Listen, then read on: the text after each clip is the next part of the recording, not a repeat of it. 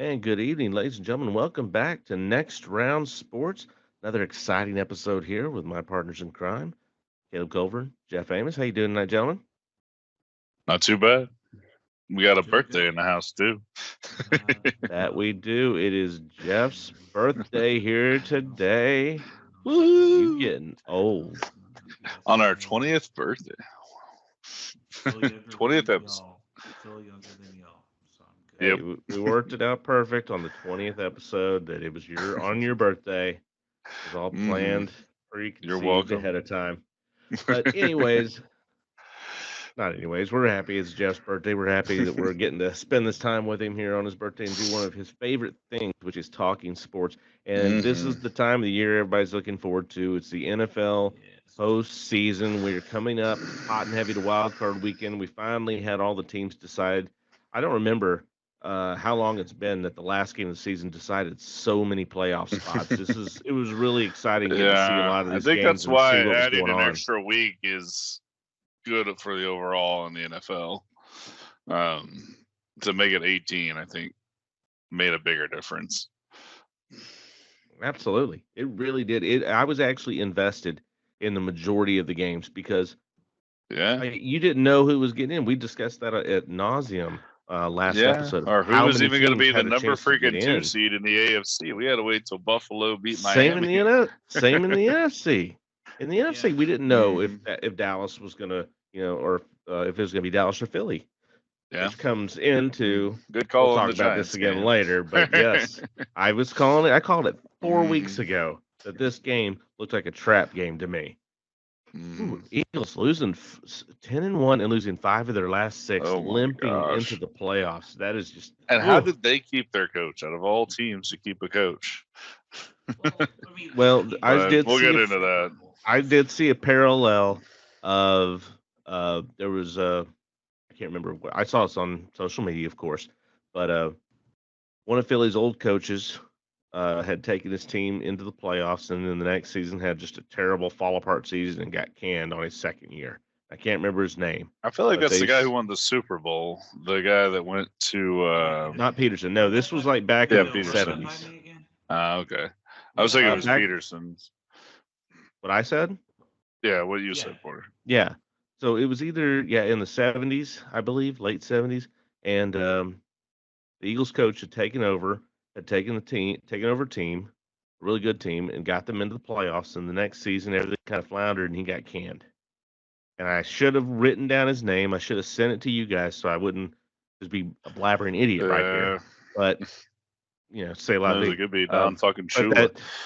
that that it comes down to that Philly would do this. Once it looks like Sirianni's Well, like you lost said, the they locker got room. Peterson was gone. I mean, he was gone Mhm. after a Super Bowl in 3 years That or was to something. me that was absolutely absurd. Short. You should not have let him go that quickly. I mean, the I Mavericks don't held on to either, but Carlisle for how long after their first 10 championship? I years. mean, hmm so I mean, I yeah. thought they They got didn't rid of even Peterson all let too him. easily. Even though, speaking of Peterson, the Jaguars they losing their game to Tennessee and get knocked out, and still, Oh, yeah. which And gave then Houston Tennessee's. the chance to win the division. hmm That's incredibly bad. Yeah.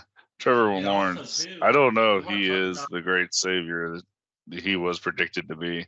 He might be an you want actual draft bust at this point. well, I mean, you want to talk about a guy on the hot seat, Doug Peterson. I mean, I don't understand how you Well, come he'll out be the with next these one, and Mike teams. McCarthy might be on the hot seat too, based on some of the stuff Jerry Jones was talking about supposedly. No, Although that's he just walked it back a very little bit. scary. We could talk Yeah. a lot. We're going to be going through a lot of the coach firings, the coaching carousel, and who else we could hmm see on the hot seat there in the gumbo. But we want to go ahead and get right into this wild card weekend, and I'm just going to kind of roll through the games right here. We're going to go in chronological order of which games are going first, and we're just going to kind of discuss how we how we feel going into this game. We're not going to talk about who we think's actually going to win. We're actually going to in the next segment. We're going to go through our predictions that we're going to log down here and see who's right and who's wrong. Maybe we have to make a gentleman's wager or something on it to There you see go. to Who's see what Todd we can do. McShay and who's Yeah, exactly. McVay? Excuse me. Okay. Mhm. The dog's down here broadcasting with me tonight, so That's good. she's It's always good to okay. have whiskey in the house. Exactly. Always got to have whiskey near me. Yeah, Well, let's alcoholic. start. That's a different story. And a different story. Don't tell my liver. Right. Anyways, we already know, of course, Baltimore, San Francisco, bye week 1. Woohoo. So San Hopefully Francisco, history doesn't repeat itself. that is something to look at, especially, and we'll go ahead and talk about both these teams as well, just not to gloss over them, because we talked about this last week with Lamar Jackson getting sitting down and then setting a few of the other players for Baltimore. Are we Yeah. getting that rest versus rust argument now? Is this going to be 2 weeks in a row of resting? Are they going to lose some of that momentum? They played a lot of players a lot longer than I thought they would play them. So I don't Well, think they you're played a lot of necessarily their going to have defense. rust. Yeah. The defense Which played is a the lot, and strength of the that's team. it is. And Trenton Simpson shined out as well as a couple other people who don't normally get the chance. So I mean that's kind of looking good for the future too. But I think Baltimore played enough that they're going to be fine going into it. It's not going to be the same worry that you had with the Tennessee Titans, where you came in and just got your teeth knocked in by Derrick Henry because you rested everybody that last week.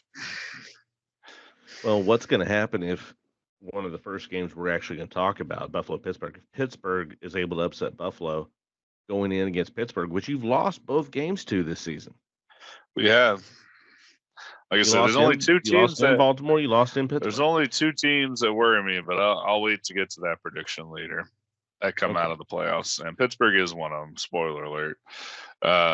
So if they do manage it, that's one of the teams that would be like, It would help if TJ Watt's going to be available to play. Because we'll talk about this. He's not right now currently listed. He's out for this first game, so that's going to be rough for Pittsburgh to get around. But we'll talk about that here in a moment. Go ahead, Jeff. Yeah, you look like you're gnawing at the bit to say something. Well, I'm just ready to go order by order on the wild card games. To be honest, so nothing on 49ers. You don't want to smack talk my Ravens a little bit? Well, I mean, I got worried when Kyle Hamilton went down, but he's already returned to practice, so that's good news. The only thing I'll say is that as far as the 49ers, I'm not too concerned. That's just so scheme oriented that they'll just be able to just jump right in, and I don't think there's going to be any kind of rust issue with San Francisco. Well, they also played all their guys for at least a few plays. Well, yeah, no one got hurt.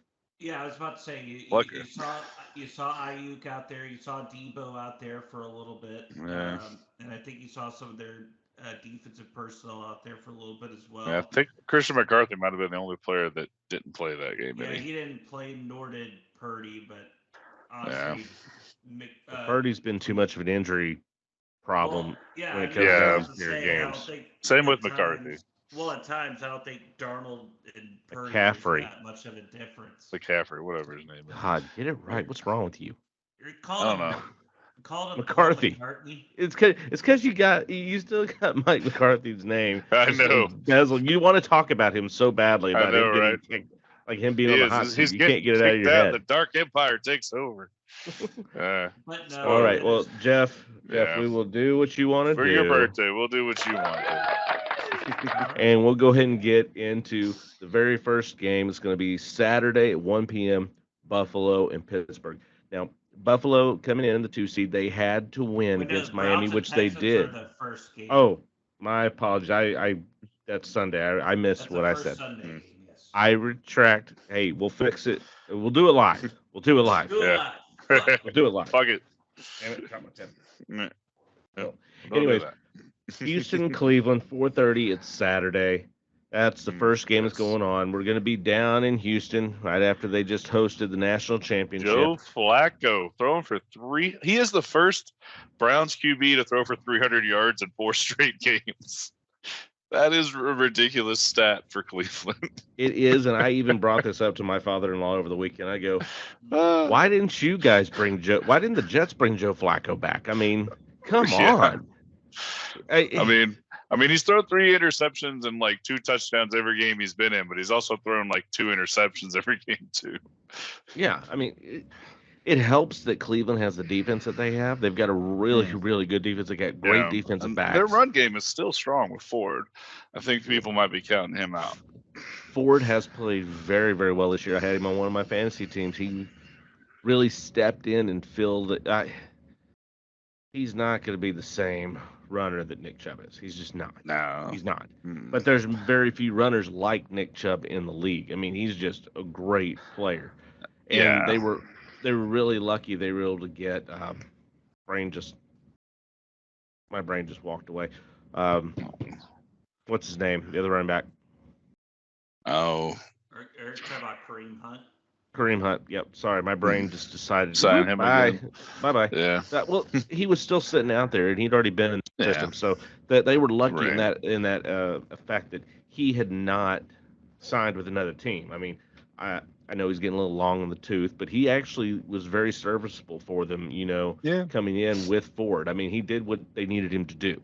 So I don't know if he's going to get another contract after this with anybody, but he's doing what he needs to do for the team right now, which is what they need. So yeah, he might get a 1-year contract from Cleveland as a thank you. Mm-hmm. Well, also too, just to add on that as well, I think an underrated pickup by the Browns this offseason was Pierre Strong. He's been a real solid change of pace back when they put Ford in there, and then they've been able to put Strong in there as just kind of a change of pace guy. He's shown the ability to, block occasionally, which was pretty surprising considering his skill set. But I think he's been just as productive in my mind. No, that's fair enough. That's what Cleveland wants to do. They want defense and run. But the fact that they keep getting 300 yards from Flacco is still crazy, too. I mean, Amari Cooper has shown out, too. Well, Amari Cooper's looked great. But I'm going to switch over to the Texans real quick, too. C.J. Stroud, he had a good year. He had a great year going, but then it became a good year. He was going. He kind of started out a little rocky as a little rookie. Got blown out by the Ravens early this year. Mm-hmm. Then he had that great stretch where he just looked amazing and made everyone think that Carolina was stupid for taking Bryce Young #1, which they still are, but that's another story. Had his 5-touchdown game. He finally looked like the guy that we thought he was going to be. Yeah, but then C.J. Stroud had several games where it's like, rookie mistake. That's dumb. What are you doing? He hit the rookie wall. He hit that wall. The concussion kind of helped get his mind right, no pun intended, because it gave him a chance to step away from all the talk of you're this superstar. He can concentrate on just being a rookie and leading the team again. Because that talk has kind of died, I think. Man, I with think him stepping away. You are discounting what C.J. Stroud has accomplished this season. He had a good year. I don't think he had a great year, but he had a good year. Yes, he did.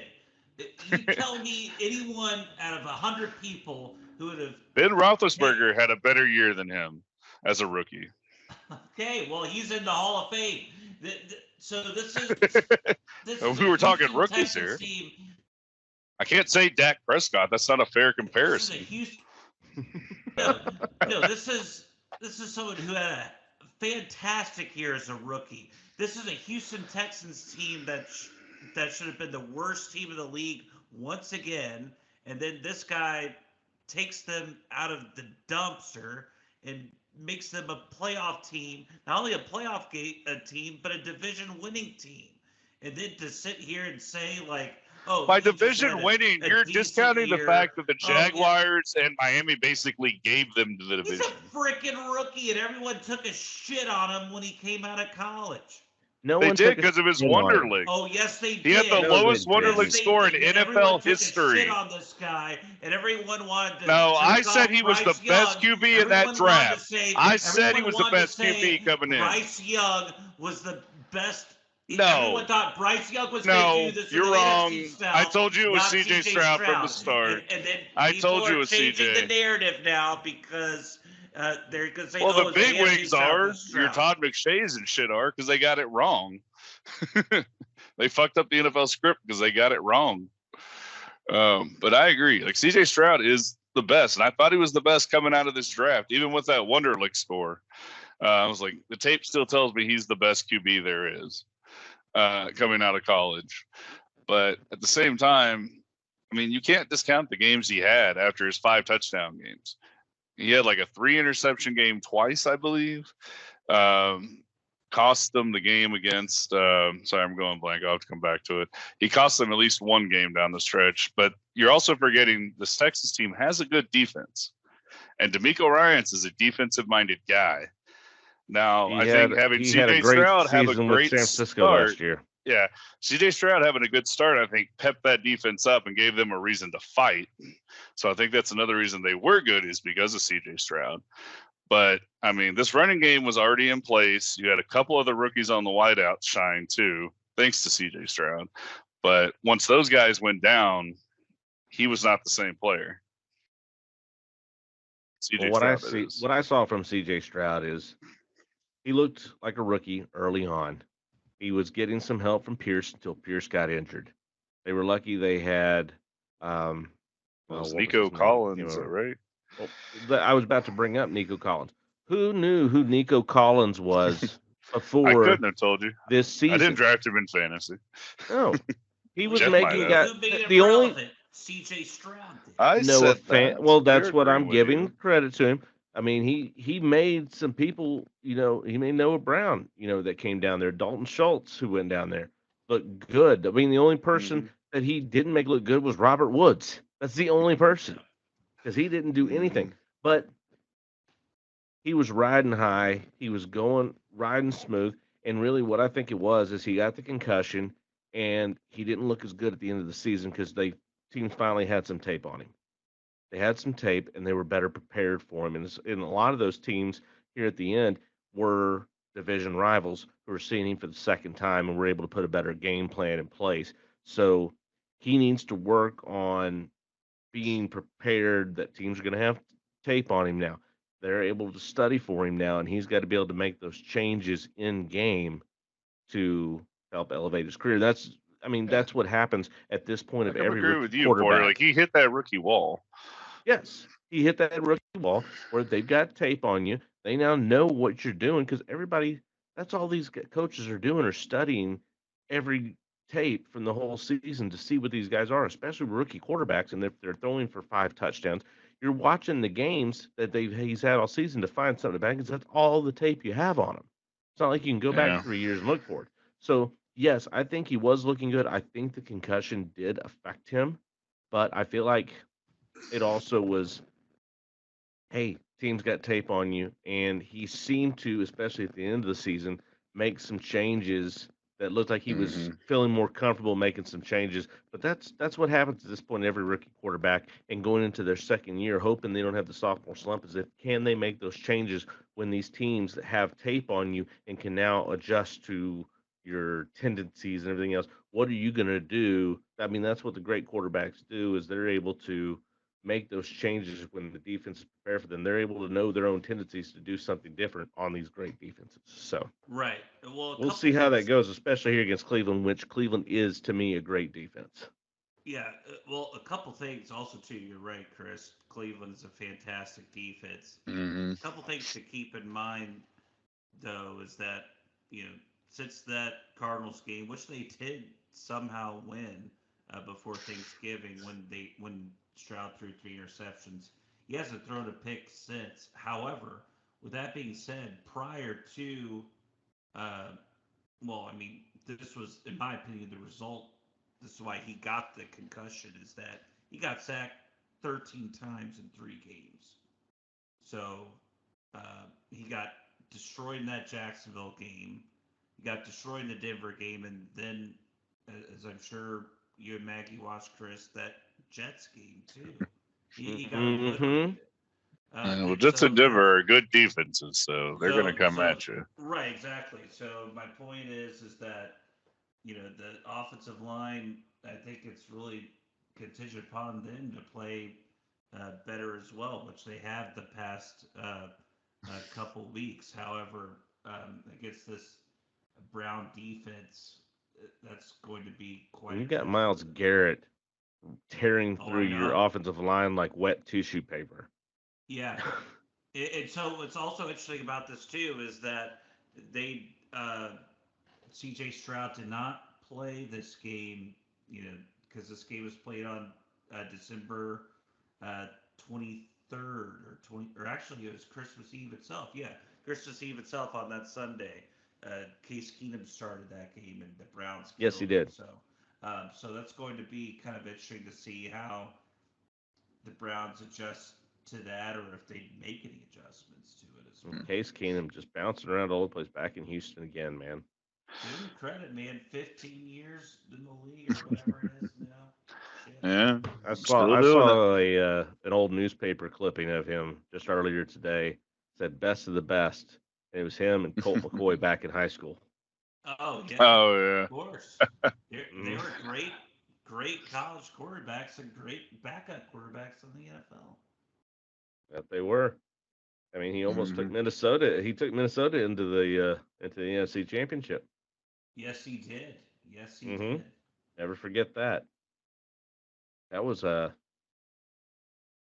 and he went against Foles, didn't he? Yes, he did. And that was the thing that was crazy is that um, And Brady yeah went they against no he went what was his against name? Foles. Well, yeah, but Brady went against Jacksonville. He went against Bortles. Bortles. Yep. Mhm. I still remember that picture of who would have expected these quarterbacks as your last four standing. It's Case Keenum, Nick Foles, Brady, and Blake Bortles. That was a year Philly won it. Bortles was drafted third overall. Yes, he was. I liked him coming out too. So I really did. I hated Bortles liked him coming out. too. He was a bust going in. Man, I kind of liked Don't him. talk like you know quarterbacks. You hated Lamar Jackson too. I did. I like CJ Oh, you Stroud, but I did? hated Lamar No way. Jackson. Oh, But I knew Bortles was a bust. Now you love CJ Stroud. No, you go back to the start of this. I told you CJ Stroud was the best QB. All right, you rewind it and listen. You have a short-term memory, Joe. There's the buzzer on YouTube before you get back into it again. Yeah, we going back to the Dolphins and Ditties. Chiefs now. We got to change the subject. Yes, we're going down to the next game, which is Saturday night, 8 p.m. Kansas City, Only on Miami Peacock, and Kansas unless City. you're a Only local game. on Peacock, which to me, Screw Peacock. this is bullshit. But Yes. it's also brilliant. This is if you want Yes. people to subscribe to your Yeah, Peacock has on done my such a base. better This is it. job of getting better games than Amazon Prime has ever done the 2 years it's had its Thursday night football specials. I mean, the only thing Amazon could ever really get was Al Michaels and Kirk Herbstreit. That was it. That's it. The games they've gotten have been putrid. I don't even watch them. Yeah. It's not worth my time. Yeah, right. Yeah, I agree. I was like, But, I'm not buying Prime for that shit. I mean, I still, and we talked about this before we started broadcasting. Brilliant move by NBC executives and Peacock in the NFL. If you want to boost Peacock, you're not putting Houston, Cleveland on the Peacock only. You're putting Kansas City, Miami. Yeah, reigning Super Bowl champions, Steelers, Bills, and are in the most exciting offense this season.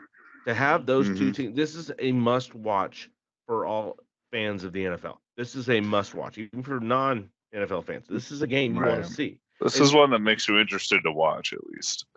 Well, not only just the game, and that coming from someone who will ignore a game if it's stupid. You've got the Taylor Swift factor on this game. That's going to get other people to sign up for it just for that. No. Right. Yes, there are. I'll tell you right now. My wife is upset when we don't get a Kansas City game because she wants to see Taylor there so she can see what's going on with it. She's never been a big Taylor Swift fan, but now she's listening to it all the time. She's obsessed with it because she's obsessed with this relationship. Right. It's going insane. So, yes, the Taylor Swift factor plus the teams that are in is why they put it there, because this is the game that most non-football fans want to see because they want to see Taylor there. They want to see Kansas City win so that Taylor will be happy. Your team. And they want to see her and Kelsey have a kiss. That's what they want to see. And They put this on Peacock so every husband who's not a Kansas City or Miami fan is like, I'm not paying for Peacock. I'm not doing this. And the wife's Mhm. like, I need to see Taylor. I need to see what Taylor does whenever Travis Kelsey scores. I need to see Well, I her up in think the they're box. They're gonna do that. But they're gonna go. I mean, like I said, this is an actually interesting game. Like you said, you've got it the is. offensive Miami that has kind of lost some steam near the end here, but and you've got the Chiefs who are actually defensive dominant right now, one of the top defenses in the NFL, but have no offense.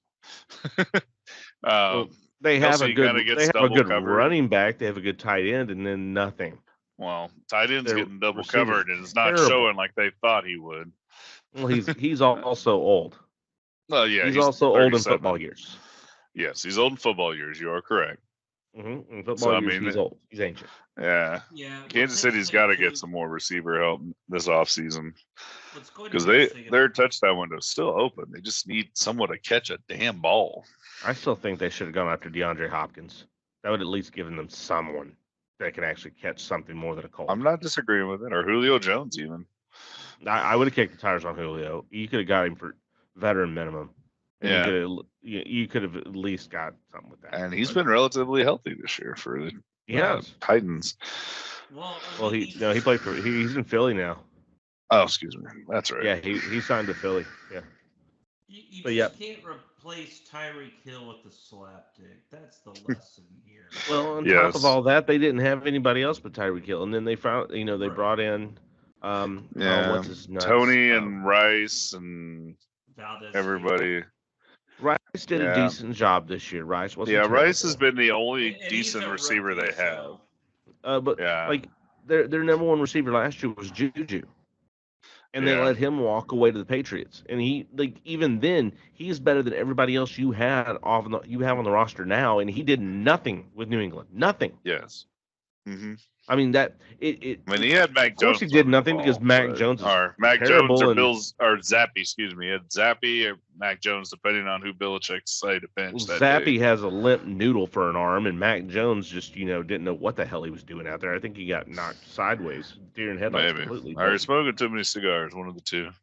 It could have been any of them. I'm not sure, but this game is intriguing because of what's on the field, but I do believe because of you can't deny the Taylor Swift effect that people are gonna do that. People are gonna be buying this to see this game just for that. Well, tell people to comment if their wife's making them buy it, because I'm curious to see. Please let us know if you're having to get it. I just because your wife wants to watch it or your girlfriend. Taylor Swift effect. What I'm kind of surprised about this game, though, is the national narrative. Jeffy's gonna have it because Kelly's a Swiftie. Yeah. Shit. Sorry to ruin your weekend. What I'm kind of surprised is that the national narrative really seems to be like, oh, Miami can't survive in Kansas City. They're going to get it's going to be like 4 degrees or something in KC. Kansas City has Mahomes. It's going to be -1. There was talk that this could be the coldest game in NFL history. That's interesting. I'm trying to figure colder out than the Ice Bowl. Is that what has KC done again offensively? What have they really done lately? I think it's the fact that Miami's just such a limp dick on defense, especially now that Chubb is injured. There's nothing. You can just go through with Bradley Chubb going down, to me, that was a huge hit for Miami going to the playoffs. You can say what you want to about Jalen Ramsey, but I think Bradley Chubb was their best defensive player. I agree with that. Probably was, but I don't think he's affected. His absence has really affected them. Because you have to think about this. Yes, they got completely obliterated by Baltimore 56-19. But you have to remember that injury took place when it was 56-19, if I'm not mistaken. Yeah, it was garbage time. And you're going to say the Bills game after that, but I mean the Bills aren't a good team. We know who the Bills are. So the fact that they didn't just run through them, and the interceptions by Allen, who looked horrible in that first half, giving Miami the momentum, is not to say that it's because Chubb wasn't there that it didn't matter. It's because Allen was being Allen and just try to give the game to Miami. Well, what about earlier in the season when Buffalo just drummed Miami up in Buffalo? And that's my point. Completely is just that, slapped them all over the place. Yeah. So exactly. So I guess my point is I feel like that that's a different team. I figure that's like a healthy Matt Milano. Well, no. My point is that I mean, Well, it was a drumming Sorry, Jeff. similar to what Baltimore did. no, but my point is that Chubb's absence, the Dolphin defense is going to be the Dolphin defense regardless of whether or not Bad Bradley Chubb is there or not. It's either going to be good or it's going to be not. bad. Bad thing is they actually look good against the Cowboys. Yeah, and they look good against Buffalo, if you ask me, because 7 of those Buffalo. Oh, that's because Steele was going against Chubb, and he got destroyed. Well, I mean, 7 of those Buffalo points were, 7 of those Buffalo points were a 96-yard punt return. So, really, Buffalo only had 2 legitimate drives in that game. They did. But the thing I'd be concerned about if I'm Miami is not their defense, it's the play of Tua right now, because he is, to me, regressed into a solid backup quarterback as to. Oh my gosh, yeah. And his discussions about why he's throwing these interceptions are just, it's like, really? What the heck are you saying? Yeah, it's like Zach Wilson saying the Jets' problems were not his fault last year. And now Zach Wilson will not be a Jet next year. No, he won't. I'm still surprised by those comments. It's like, as a quarterback, you take it on yourself. You don't. Exactly. You're the leader of the team. Yeah, those Zach Wilson comments last year, that was like a freaking joke. I mean, that was embarrassing. At that point, it's like, I'm not even sure he can be a backup QB. You regulated yourself to a backup or practice squad quarterback at this point. Oh. Who's going to want to play with you if they're going to throw your whole team under the bus? Who wants to support you at that point? What team is going to rally behind you? And he looked horrible. He did. It's not that he was just playing phenomenal. When he looked a little bit better this year. I think he probably would have helped having. He looked better than he did the year before. He looked the same shitty Zach Wilson. Look, I don't blame everything on the Jets on quarterback play fully. I blame their lack of drafting offensive linemen. And if they don't draft 2 offensive linemen first and second round, the Jets are doing something wrong. For the next 2 years, 3 years, they need to draft offensive linemen. No one else. You have the skill players. Your window right now is with Aaron Rodgers, and he's coming back. So if you can get actual line to protect him, that defense I feel is still there. You've got the skill players, like you said, Michael Carter, Breece Hall. Breece Hall looked good. Garrett Wilson. Pats. Man, he looked good. But we're getting off subject with the Chiefs, though. It is. But yeah, I think are we going to Steelers and Bills now? Or are we back? We've talked enough about Kansas City, Miami. We know what's going on there. Speaking of another AFC team. If we got completely distracted by the New York Jets, I think we're done with the conversation at that point. Probably. Yes, the next game Sunday at 1. Yep. Buffalo and Pitt and Buffalo, and Pitt was able to luckily get into this. I mean, spot. You could say Baltimore rested their players and gave them even the remotest shot to getting in, but they beat Baltimore that last game. Baltimore wanted to win that game, even with their backups, and they had chances, but they didn't. Yeah, I mean, Baltimore gave the opportunity, but that game was pouring down rain. There was turnovers. That was sloppy AFC North field. football. Yeah. That was sloppy AFC North football is what it was, and that's a game you love to see. It was exciting. That's old school Pittsburgh, Baltimore right there. Now, what 3 turnovers for both teams in the first half. What is really concerning for them though was T.J. Watt. T.J. Watt getting injured. With him going out, that changes their entire defense going into this next game. The entire team. He is the whole entire soul of that team. If Allen can stop himself from giving this game to the Steelers, I think Buffalo has a really good shot because Watt is injured. I mean, Buffalo's going to destroy Pittsburgh this weekend. They should Pittsburgh.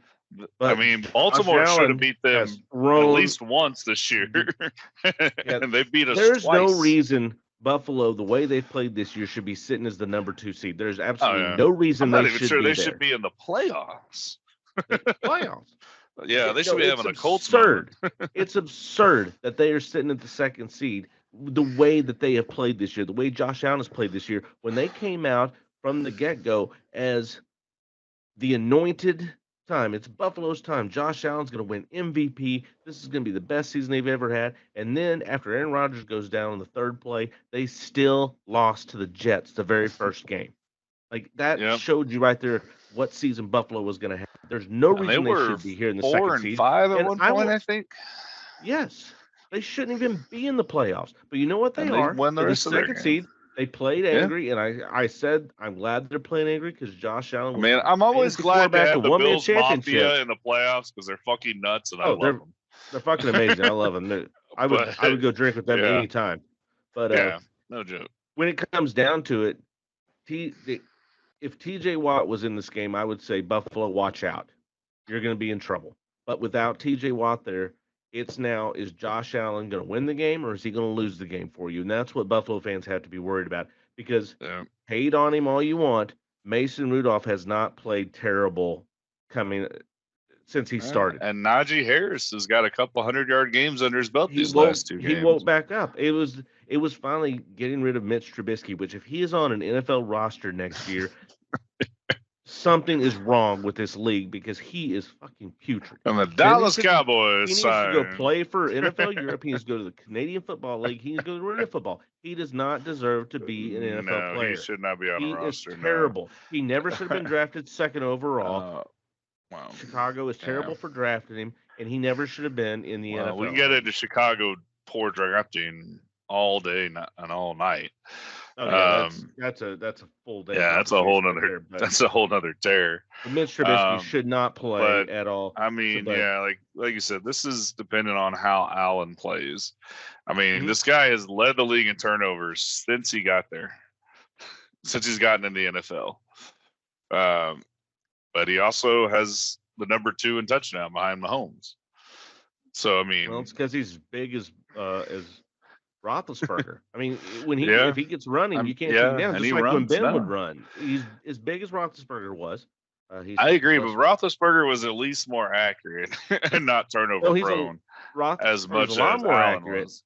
But Allen's also a lot less rapey, so that's a good thing in his favor. Yes, that is a plus. That is true. But does he have a burger named after Shout to the Pittsburgh fans around here listening to us. The terrible towel waves again. But quick story about the terrible towel. The first time my in-laws moved into town, my wife's aunt brought them a terrible towel to welcome to Pittsburgh because she is a Steelers fan. And my son grabbed the terrible towel, and I got a photo of it while I was at work. He had thrown it in the toilet. I've never been more proud. Right. My 1-year-old son. That's where it goes. Which also, shout out, my son yesterday was his 5th birthday. Happy birthday, Wyatt. We love happy you, buddy. birthday. Yeah, happy birthday. He's Day before me. Playing baseball. Yeah, he was almost same birthday as you. He really was. Yeah, very true. Yes. Well, should definitely go on then to we'll reiterate the most the last important thing. game of the week? This game's all about Josh Allen. That's what it is. Josh Allen's the key to this game if they're going to win or lose. Okay, that one is now gone. Our next game there is going to be Dallas and Green Bay. The catch. 30 on Sunday. Oh, what's funny is the Dallas Cowboys have beaten the Packers, I feel like, 8 out of the last 10 times they've played them. One of their losses was that catch game. Caught it. Mm-hmm. I agree with you. That's caught it. That was a catch. But, I mean, what's funny, too, is I'm going to throw a little wood on the fire for the Eagles fans. They were making fun of Dak Prescott last year for having 23 touchdowns and 15 interceptions. This stat up. But now Jalen Hurts has that exact same stat line to finish the season. So you got to watch out for karma, as they say. All you hear is a crow calling from over there because you don't hear any of the Eagles squeaking about that. No, they're kind of mysteriously quiet after they lost that division from being 8-1. They And were Jeff's 10 favorite and 1. NFC team. Oh, 10-1, excuse me. 10 That's and right. They were 1 10-1 for a while. and then went 1 and Yeah. 5 for the rest Now, of the the season. one bad thing I'd have to say for the Cowboys fan is I don't feel like you won this division. I feel like it was given to you by the poor play of the Eagles that we knew they were. So I don't feel like you earned the division, but you are where you are, and it's in a great position for you going into the playoffs because you need to be at home as much as possible. They got to play at home. Yeah, They gotta exactly. play at You home. got to play at home. So I mean, I think you go easily to the NFC Championship playing at home for these first rounds until you run into the 49ers. Then it's going to be kind of a let's see how this goes type of game. That's going to see what matchups go on there. And yeah, I how mean, it you goes can't with the discount 49ers. Jordan Love, and that Packers defense is good. But I mean, the Cowboys at home are just a way different team than on the road, and that defense is still amazing for the Cowboys. And CeeDee Lamb's balling. Why do you say the Cowboys didn't earn the division? Because the Eagles were just that bad. We knew they were that bad. And it took the Eagles losing an extra 2 games for the Cowboys to take over that division. Okay, but Cowboys lost to the Cardinals too. They gifted them that. Okay. I mean, this is why the Eagles were 10 and 1. But I mean, if the Eagles had just won one more game, they get the division. That's it. Well, no, they needed to win one game. No. If they would have won this last game, it would have been a tie, and they still would have lost the division. Excuse me. So yes, losing the Arizona game was a gift for Cowboy fans. Losing the Lions games was a big gift too. And we'll get more into Philly here in a minute because we're going to bring them up here soon. We can talk about how much. So like I said, it's I funny think to watch this the Eagle is fans a suffer. good set for the Cowboys, but don't count out Green Bay because they've got Jordan Love, who's proven to be pretty dang good, and that defense for the Packers is an underrated defense. It is, but like you said, Cowboys play different at home. The defense is going to be fired up going into this. Now they got the 2 seed, they're playing at home. Jordan Love. The defenses in the NFC North this year, outside of Detroit, have not looked as good as Dallas' defense. They've really been down on defense this year. Chicago hasn't looked as good. I mean, it hurts when Roquan Smith leaves and goes to Baltimore. That was a huge loss for Chicago in their defensive linebacking crew. Detroit's the only defense that I can remember. Minnesota's looked terrible this year. That's why they were not in playoffs. They had Cousins getting hurt. And then, man, I think Chicago was in the top 12. It looks like, but yeah, that's the only defense. That's a down year for Chicago to be down in the top 12. They expect themselves to be a top 5 defense every year. That's what they're built. The monsters of the Midway. Yeah, I mean, they're 12. They've always had that there. Well, especially if you don't have an offense, then you better have a damn good defense. And that's true. No, I'm starting this on yards per game too, so that's how I usually get my total defense. But yeah, this Dallas played their way into. Green Bay was able to really, one of the teams able to really just kind of stick it in with that last win that they had against Chicago. Since we're talking about them, they were able to beat Chicago to go ahead and get this win to get themselves into the playoffs. But yeah. It's going to be interesting if they keep Justin Fields for Chicago. They keep Justin Fields and trade that number 1 pick, or if they say, oh, we're going to trade Justin Fields and get our QB of the future now. Could be. We'll see. Next game coming up after that is going to be the Sunday night game. We have the LA Rams going into Detroit. The reunion for Matt Stafford. This is going to be, oh man, I'm excited for this one. The reunion between these teams. Everybody keeps forgetting Jared Goff Dan Campbell in this, and this is because Stafford's going to Detroit. I think is why it's more Stafford heavy. Because I mean, Goff's playing his old team, but Stafford's going home. Exactly. Yes, and I do see that point of it right there. But a lot of people have kind of just poo-pooed Goff away as though, well, no, it's all about Stafford and everything. Yeah. This is going to be an interesting game to watch because to me, the Rams, I mean, if you're a Rams fan, you have to be happy after you sold everything away to win that Super Bowl that you were able to this soon get back into the playoffs again. You have to be happy. if you're a Rams fan, even if You're you get expecting to be blown playing out, for the number 1 seed, I feel like. if you get blown out by Detroit, this is still a successful season for you. This is a great season because you've got. I mean, you found Kyrie Williams and Puka Nuka in the same draft. Yeah, that's a what great they success. got. You got Darnold. Aaron Darnold didn't get hurt, and he may. I mean, you don't know if maybe he's going to stay And another year or Stafford doesn't not. have his elbow injury. Stafford's not hurt. You had Knock on wood. I mean, Cup is looking a little bit better, but he was still injured early on, coming back. And what's funny is if you compare Goff to Stafford stat line, they're virtually equal. Yes, that's touchdowns, the interception, completion percentage, everything.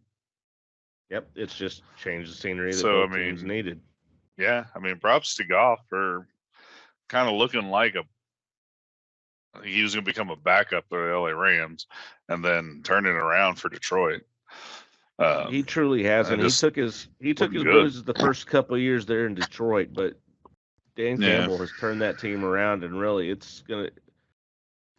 Dan Campbell should have got Coach of the Year for what he did in Detroit. I'll agree.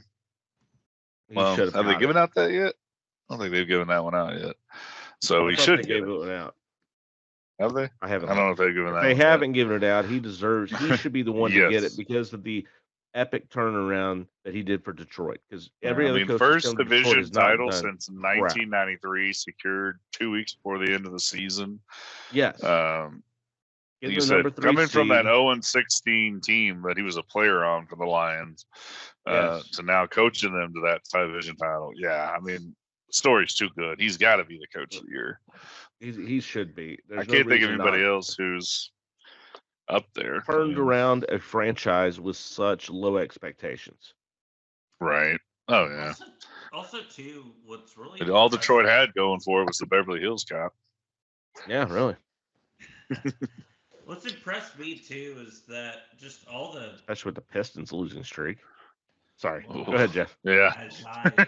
28 straight. That was still simmering. 31%.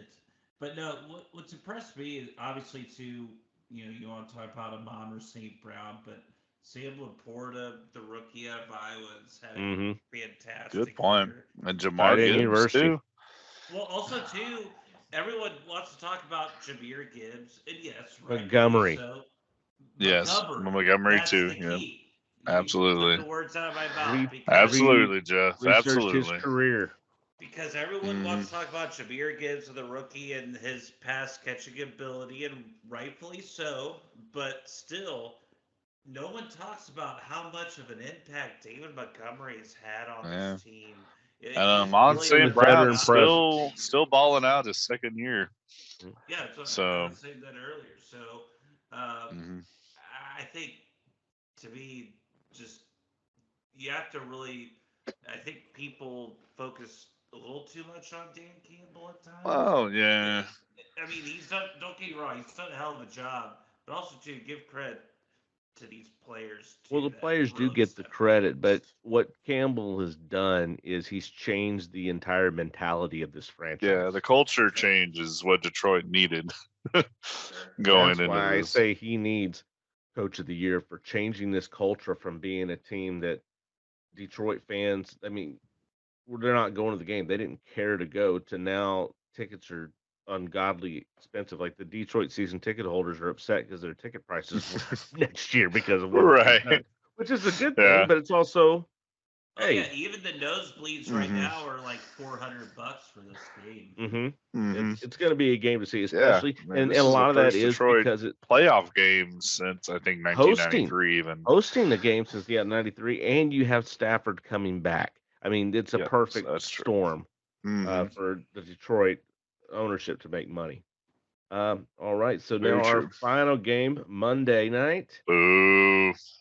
This game. The Philadelphia Eagles against Baker Mayfield and the Tampa Bay. I feel like I wish we could just simulate this game because I just don't care to even watch this game. It's just going to be garbage. To me, this game being put on Monday night was a travesty. I go, why are the Cowboys playing at 4:30 and you have this mess playing at Monday Night Football. A Well, I thousand think times it's agree. because they Absurd. got the Cowboys game last year, and That so may it's be like, it. That may and, be and, it. and then therefore they're like, here you go, ESPN, you Uh, take this I mean, fucking props to thing. the Buccaneers, 3-time division winner, um, and the Eagles for somehow limping into this playoffs, I guess. And the But Bucks, who thought they were going to win it? I mean, they didn't look good at no, all earlier in the season, but at the same time, anyone could have won the NFC South. yeah, I mean, you went at nine That and eight. That's division like was one of the down terrible. years for the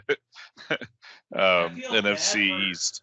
Well, I should say I feel bad, but I feel like to me New Orleans was the best team in the division, and then they just got hot again at the wrong time. But Yeah, that's But I why mean, they every yeah, division fucked goes up through at these the end. spells where they're terrible. I mean, there was a time they that the do. AFC West was god awful, and and the NFC West was terrible, and then they were strong, and then Yeah, the and the NFC AFC East, even where the Patriots ran the table for years because everybody in because that everyone else division was was terrible. Yeah. shit.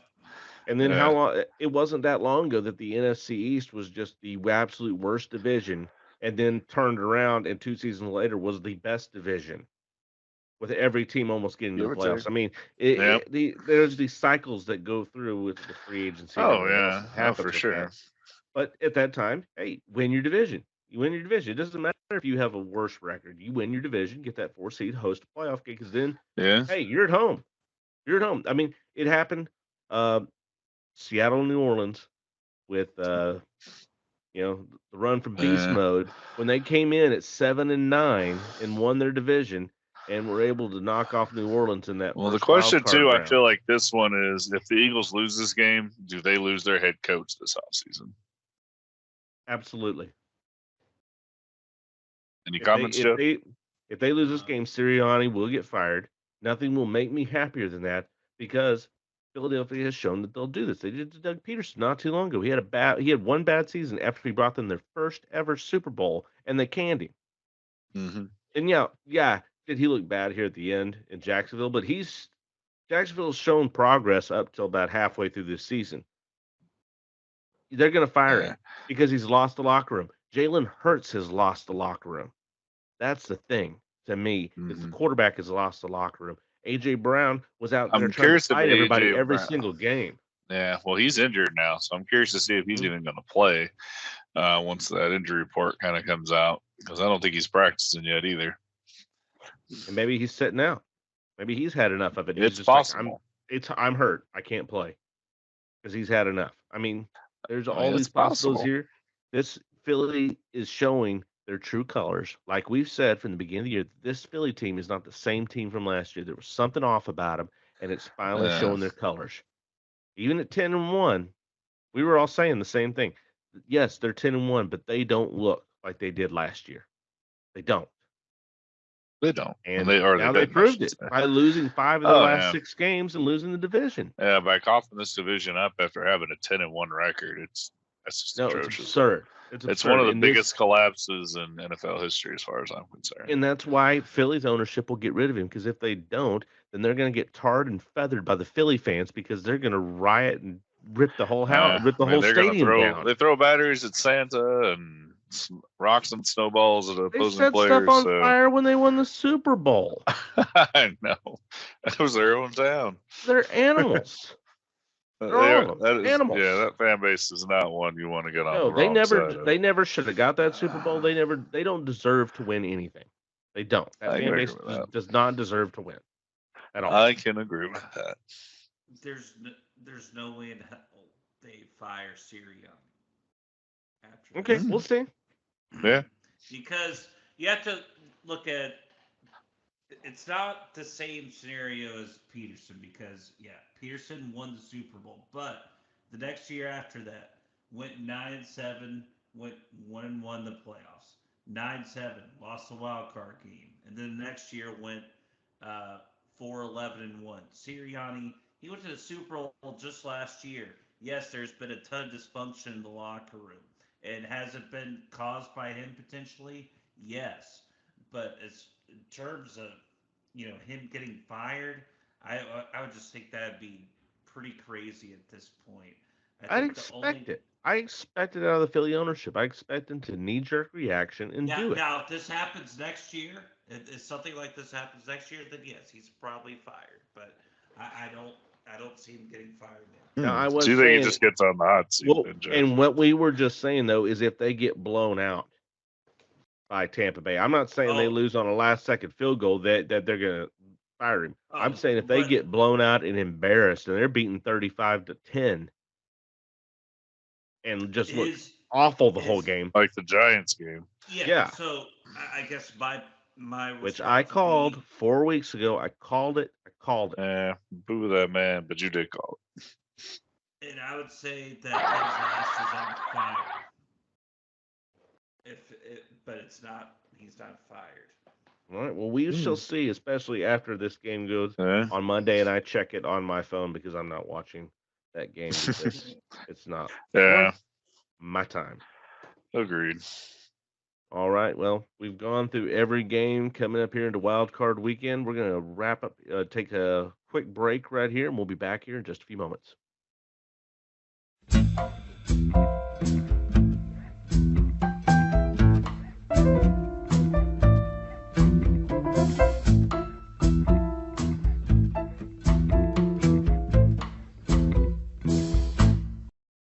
And welcome back from the break. We're ready for our next round.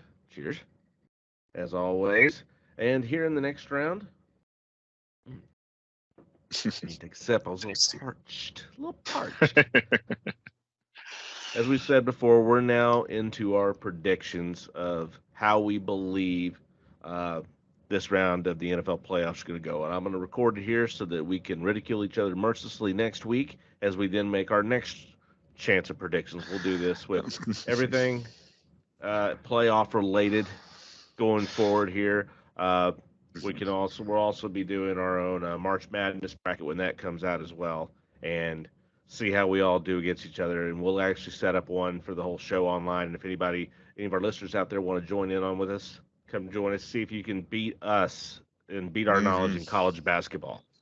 And also too, by True. record he means handwriting, handwritten, not recording video wise. We're not going to go through and figure that out. We'll trust Porter to figure out what he wrote down. Unless if he Yep, I'm writing everything down here. I'm a completely honest, unbiased. I want to win, but I want to win fairly. So where we're going to start is we'll be going Jeff's AFC pick. or NFC? We'll go in this order: Jeff, Caleb, then myself for each All team. right. So every game we go through, we're going to go back through in chronological order. Mhm. In that order, say who you believe is going to win that game. If you want to say anything else about it, go for it. The floor is up to you. I'm not going to say you have 30 seconds and that's it, but as everyone knows, we Go. just talked about every game, so we're good to go. Yeah. All right, Jeff, you are first up on the board. I wish I had like some music from like what was it, Deal or No Deal, to play in the background right now, but I'm not paying the money for that. Right. So Licensing fees. absolutely. So Houston, Cleveland. Who are we running up with on this game? I'm going to go with the quote unquote underdog in this one. I'm going to go with the Houston Texans in this game.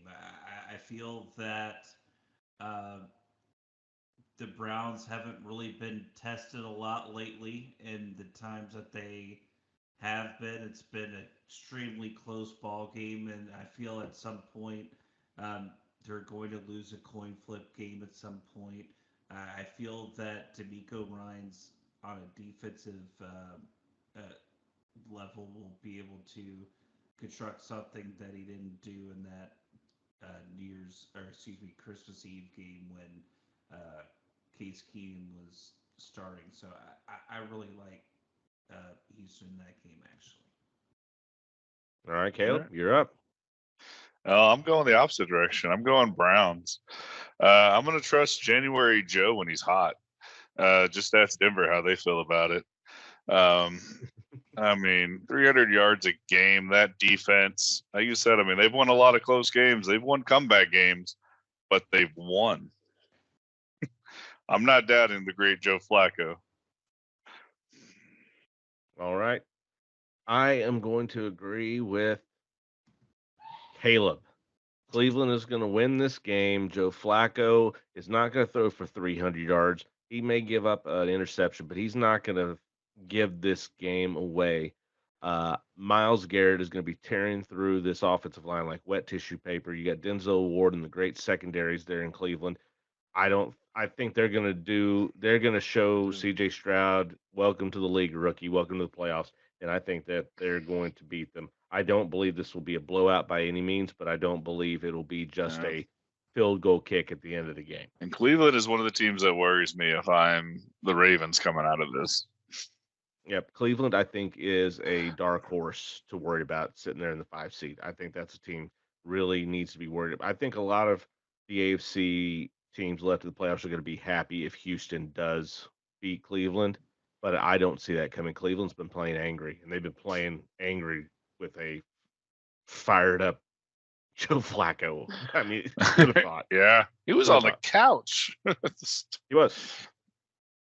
All right, so next game, Kansas City and Miami, possibly the coldest game in NFL history. I like the Dolphins in this game, and the reason I like the Dolphins is for a couple reasons. One, I don't like the state that the Chiefs are in right now. Everyone wants to say Arrowhead and cold weather. How could you win in Arrowhead when it's -1 degrees outside? But at the same time, if anyone has watched the Chiefs lately, this has been a terrible football team. The only team that they have teams that they have beat lately are New England on the road, which means nothing, and then they beat a Bengals team without Joe Burrow. They had the great Jake Browning. The legend grows. Yeah, the legend grows. No, QB controversy in Cincy. The legend frickin' ended. And so, again, this goes back to the fall for the Chiefs all year long. Thank you. Couldn't resist. They have no wide receiver other than Travis Kelce, who's a tight end, who's a glorified wide receiver. Rashee Rice has had a decent year. They have no running game, and I don't think they've shown the ability to stop the run. As good as Chris Jones is as far as rushing the quarterback, they haven't shown the ability to run to stop the run at all. And I know that Raheem Mostert's going to be limited again, but Achane has been fantastic. And I expect him to have a great game.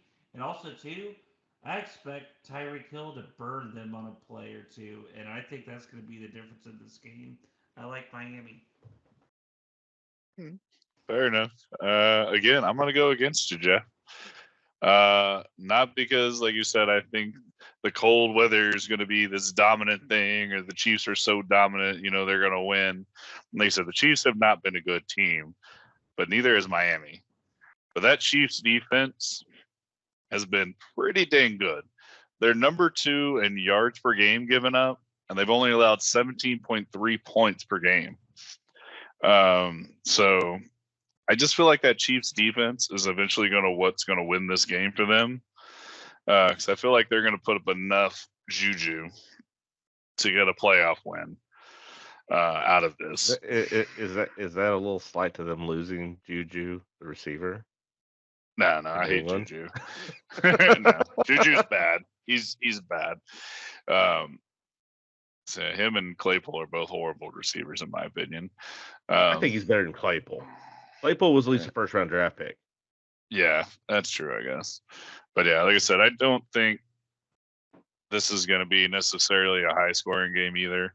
I think the Chiefs get this like 21-17, something like we saw with the Bills versus Chiefs. Or excuse me, the Dolphins versus the Bills. Okay. My point of this game is different than what both of you come up with. I'm looking at the coaches of this game. I'm looking at Andy Reid, Mike McDaniel.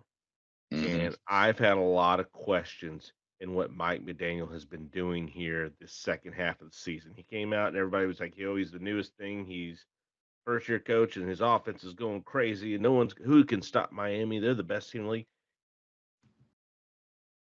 If you're this offensive guru, you don't have the Bills beat you early in the season like a drum. You don't have Baltimore work you over 2 weeks before the end of the season. I have some huge questions with some of the play calls that Mike McDaniel has been doing. And I don't, when it comes down to this, you've got a first year head coach and then you've got a very well experienced head coach that I think is going to Yeah, put his players in the one right of the Hall of position. Fame coaches, most likely. He is. And I think he would have gone to the Hall of Fame if Kansas City hadn't won the Super Bowls that they have, just because of his pedigree of what It's he has. arguable. And his It's coaching tree. arguable. It is. It's arguable. But I'm putting this down on. I'm looking at the coaching and who's going to have their team in the right positions, have the right scheme, and be prepared. Mike McDaniel has shown he is an offensive. Like if you want to say a new protege, that'd probably be the best way to say it. An offensive Might be a protege little whiz kid on that at side. times. But I don't know if he's going to have his team prepared just because of being that guy to get him prepared. He's been on teams that have been successful in the playoffs, coming down from San Mhm. Francisco and everything. But is he going to be able to, as the head of this team, the face of this team, going to be able to have his team up and prepared? So, because of that, and also as we've talked about with the defenses, it's hard to go against Patrick Mahomes at home in the playoffs. It's just so hard to go against him, even when he doesn't have the receiving core that he's had. It's Yeah. he, until if Miami comes in there and beats him, then okay, the stigmatism of Mahomes is done. But until that happens, I can't root against Patrick Mahomes at home. I have to go with Kansas City, and I can't believe I've gone with Caleb 2 picks in a row. I know, right? But It's crazy. hey, it just Well, makes Jeff. it more exciting. All right, so Yeah. next game, we on to the Sunday games. Buffalo Mhm. and Pittsburgh. Woo! You're up, Jeff. I don't think, for me anyway, this doesn't take any time for me at all. Buffalo will completely destroy Pittsburgh. Um, Pittsburgh has really shown, in my mind, no offensive capability against an elite level team. And I don't think they're really capable of stopping an elite team offensively. I think they're a great Are you defensive calling team. Baltimore a good defense? Or excuse me, are you calling the Bills a good defense now? Well, no, I'm just saying that Pittsburgh is a shitty offense, and that that they can Okay, just checking. they can score against shitty teams, and they can defend against shitty teams. But when they play someone of worth any kind of talent whatsoever, they're going to get creamed, and that's what's going to happen in this game. I think James Cook is Yeah. going to run them into the ground, and yeah, Josh Allen will probably might make a mistake or two, but it's not going to be good enough because you know there's only so many mistakes Buffalo can make to where Pittsburgh can be a factor in this game. So I expect Buffalo to win this game really easily, and probably along the lines of 31-10 or 31-14 kind of deal. All right. Yeah, I'm actually with you. Bills take the Steelers without TJ Watt to help keep some pressure on Allen and make him make those mistakes that he loves to make. I still think he makes one or two and gives the ball up, but I think Bills get this game. Steelers, I mean, it's not a divisional game like when they were playing the Ravens. So, I mean, I think that takes some of the air out of the Steelers. Yeah. For the Steelers. Hats off to Mike Tomlin, though. Another winning record year, surprisingly. But yeah, Bills win this game. I will say this though: if the Steelers do win this game, they're going to worry me again facing Baltimore because they will be the team to face Baltimore. This would be the biggest they will. upset in playoff history, in my opinion. It would be pretty, yeah. If not it would be pretty close. You bring up the Steelers' offense. They have been historically bad under Mitch Trubisky, and I can't believe what I'm about to say now, but they have looked very serviceable under Mason Rudolph. They've That been good. switch they should have made 2-3 weeks beforehand. They should have brought Mason in. Well, then. Mitch Trubisky should have never been the starter. We know that. No, never should have been. Mason should have had that. Same with Kenny proven Pickett. that. They've looked good under playing with Mason Rudolph. The offense has looked better. Najee Harris has once again reemerged. Actually, that reminds me a question. If Kenny Pickett's healthy, does he start? No. Kenny Pickett is healthy. He was healthy for Kenny the last Rudolph game of the is season starting. and was a healthy scratch. Okay. Mason Rudolph, they're running with what they've got right now. The team is looking hot. You get George Pickens involved, this team can be scary. With Deontay These Johnson, are dangerous weapons. if you're running, you're good to go. Buffalo has shown that they can give up some big plays, and those are two guys that can give up big plays. That being said, losing TJ Watt was the heart of this team. And with him not being able to go this week, I do not see this defense causing enough problems against Buffalo to stop them. I still see this being a close game, probably down to a field goal. Probably, like you said, 21-17. I could absolutely see that happening because I do see Josh Allen throwing some rough interceptions. Minka Fitzpatrick's still back there in the back. They still got Cameron Hayward. They still got some good defensive players, but without TJ Watt, it's taken the soul out of this team. And with him not being on the field, if he was out there, I would probably say Pittsburgh is going to take this game just because of the way Buffalo's played. But without TJ Watt, I have to go with the Buffalo Bills because they don't have that game-changing presence that TJ Watt brings to this team. They don't. Yeah. Makes sense. He can completely turn the game around in a play by getting a strip sack and fumble and return it for a touchdown. He's done that this year and completely changed games by what he's done to pressure the quarterback. So I just do not see them. I don't see like I said, if TJ Watt was still healthy, I probably would go ahead and go against the grain and say Pittsburgh's going to do it just to So go you're saying Bills? out on line. But I'm going Bills as well on this one. Fair enough. Well, who you got in the next one, Jeff? Packers or Cowboys? Yeah, Packers and Cowboys. Yep, coming up at the 4:30 slot. Should be Monday night, but again, we digress. No, because Monday night they got the Cowboys last year, so they're gonna get screwed again. We don't care, They Jeff. get Tampa, though. We want what we They get want. Tampa again. They get Tampa again. Go for it. The thing that sticks out to me is I hate to be strictly box score guy or stat book guy, but just looking at CD Lamb, 135 receptions. That is unbelievable. Cowboy That boy record. good. He's good. And Good. So what? Sad thing is there's nobody on the other side. What Brady is- Cooks has been kind of a no-show. Lately, yes. How is Green Bay going to stop that? They're not. So who you picking? They haven't shown any ability. I already wrote down Dallas for him. It's all right. Good call. Stop C Yeah. whatsoever. And I think that even Tony Pollard might have a decent game here on Sunday, and even Rico Dowdle as well. I think Jake Ferguson can get some opportunities, but Well, Jake Ferguson will throw elbows at somebody. That will happen. Reason why? Yeah. There's going to be a fight. I predict at least one fight this game. Based Jake on the Ferguson history will of be in the Green middle Bay of it. Cowboys. He will be in the It'll middle. be a travesty Out of the Pro Bowl. if CD Lamb doesn't get a dozen catches in this game. And I think Jordan Love is due for a bad game. Simple as that. I think Dallas wins this game fairly easily, somewhere in the long lines of 31-17. Fair enough. I'm going with Jeff. I got Cowboys too. I can't go against them at home. They're just a way different team at home than they are on the road. That being said, I will say a little differently game I see going on. I feel like this gives Cowboys fans a heart attack in the first half because it's going to be close, but then the Cowboys just cream them in the second half.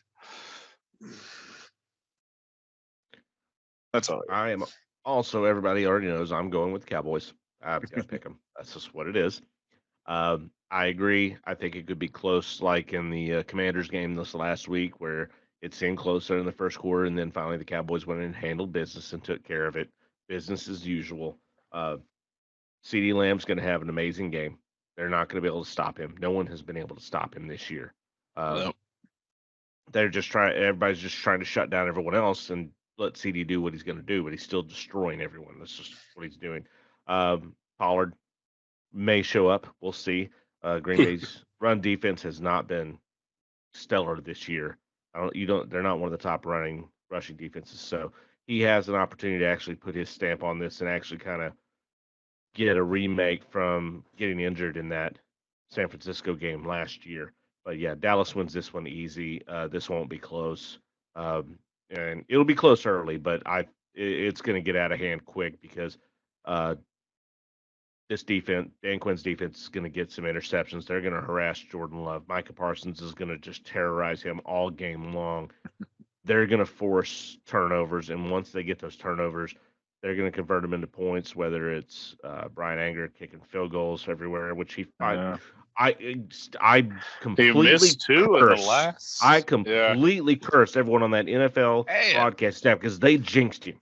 They jinxed him. They did when he first came and out. They even said, Greg Olson said afterwards, "Don't get on this. We didn't jinx. Like, we didn't jinx." Yes, they did. They jinxed him.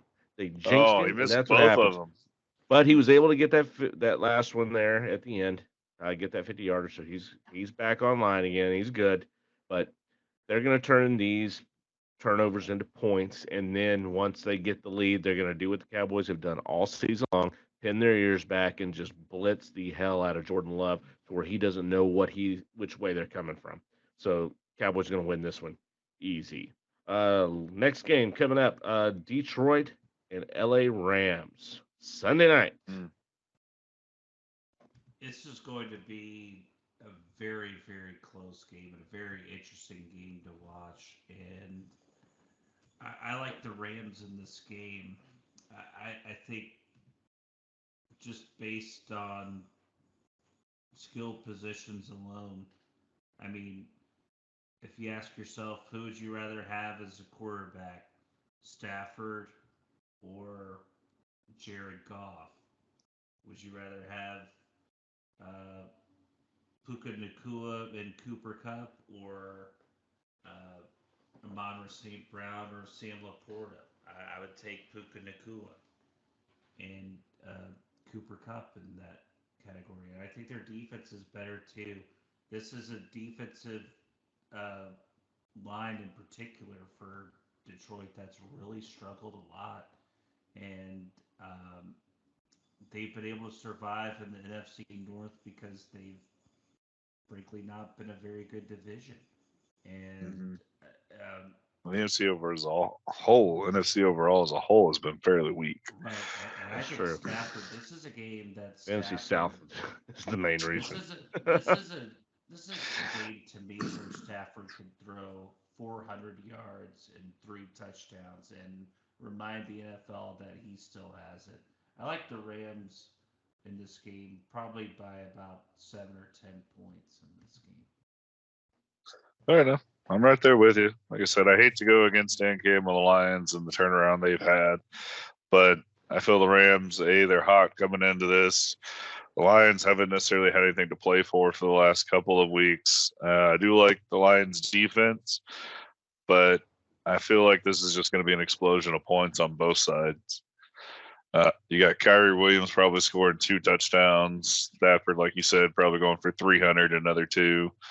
And I just don't think the Lions can keep up with the Rams offense. I love everything that Dan Campbell's done. I said he needs to be coach of the year for the way he has turned this Detroit franchise around. They've given Detroit a reason to go back to the Ford Center again. a great job that he's done there. Yeah, Gibbs, it we talked about sounded it. like We in Chicago, talked at about least it when they're earlier. not stealing stuff out of Chicago Soldier Field. They've done such a great job today. They've overperformed, but you look back at the Cowboy game. They're able to beat themselves in their own way. Whether anybody wants to say it's the officials or whatever, Yeah, they started the season hot by beating the Chiefs. They look good, but here down the stretch, they have not looked as sharp. And as we talked about earlier, Montgomery, where has he been the last 4 weeks? You haven't seen him. Gibbs has barely been noticeable.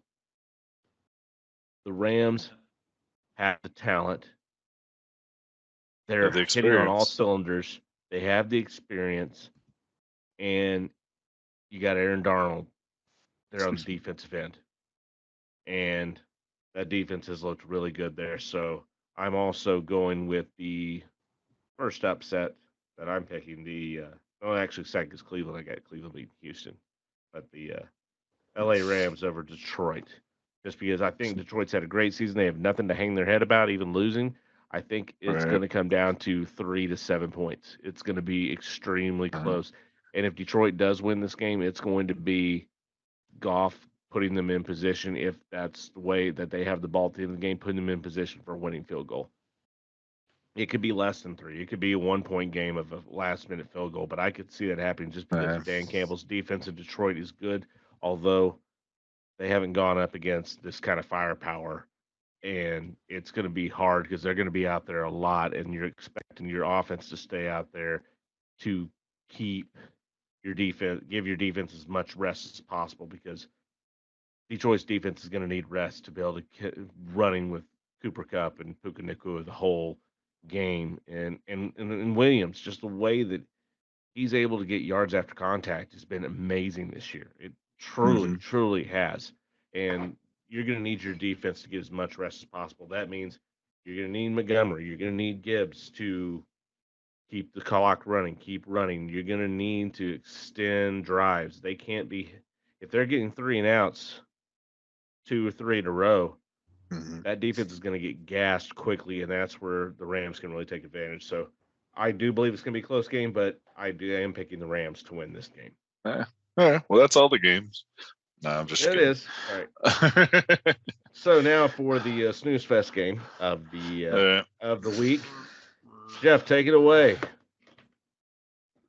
This is hard because I feel like both these teams are just both limping. They're horrible.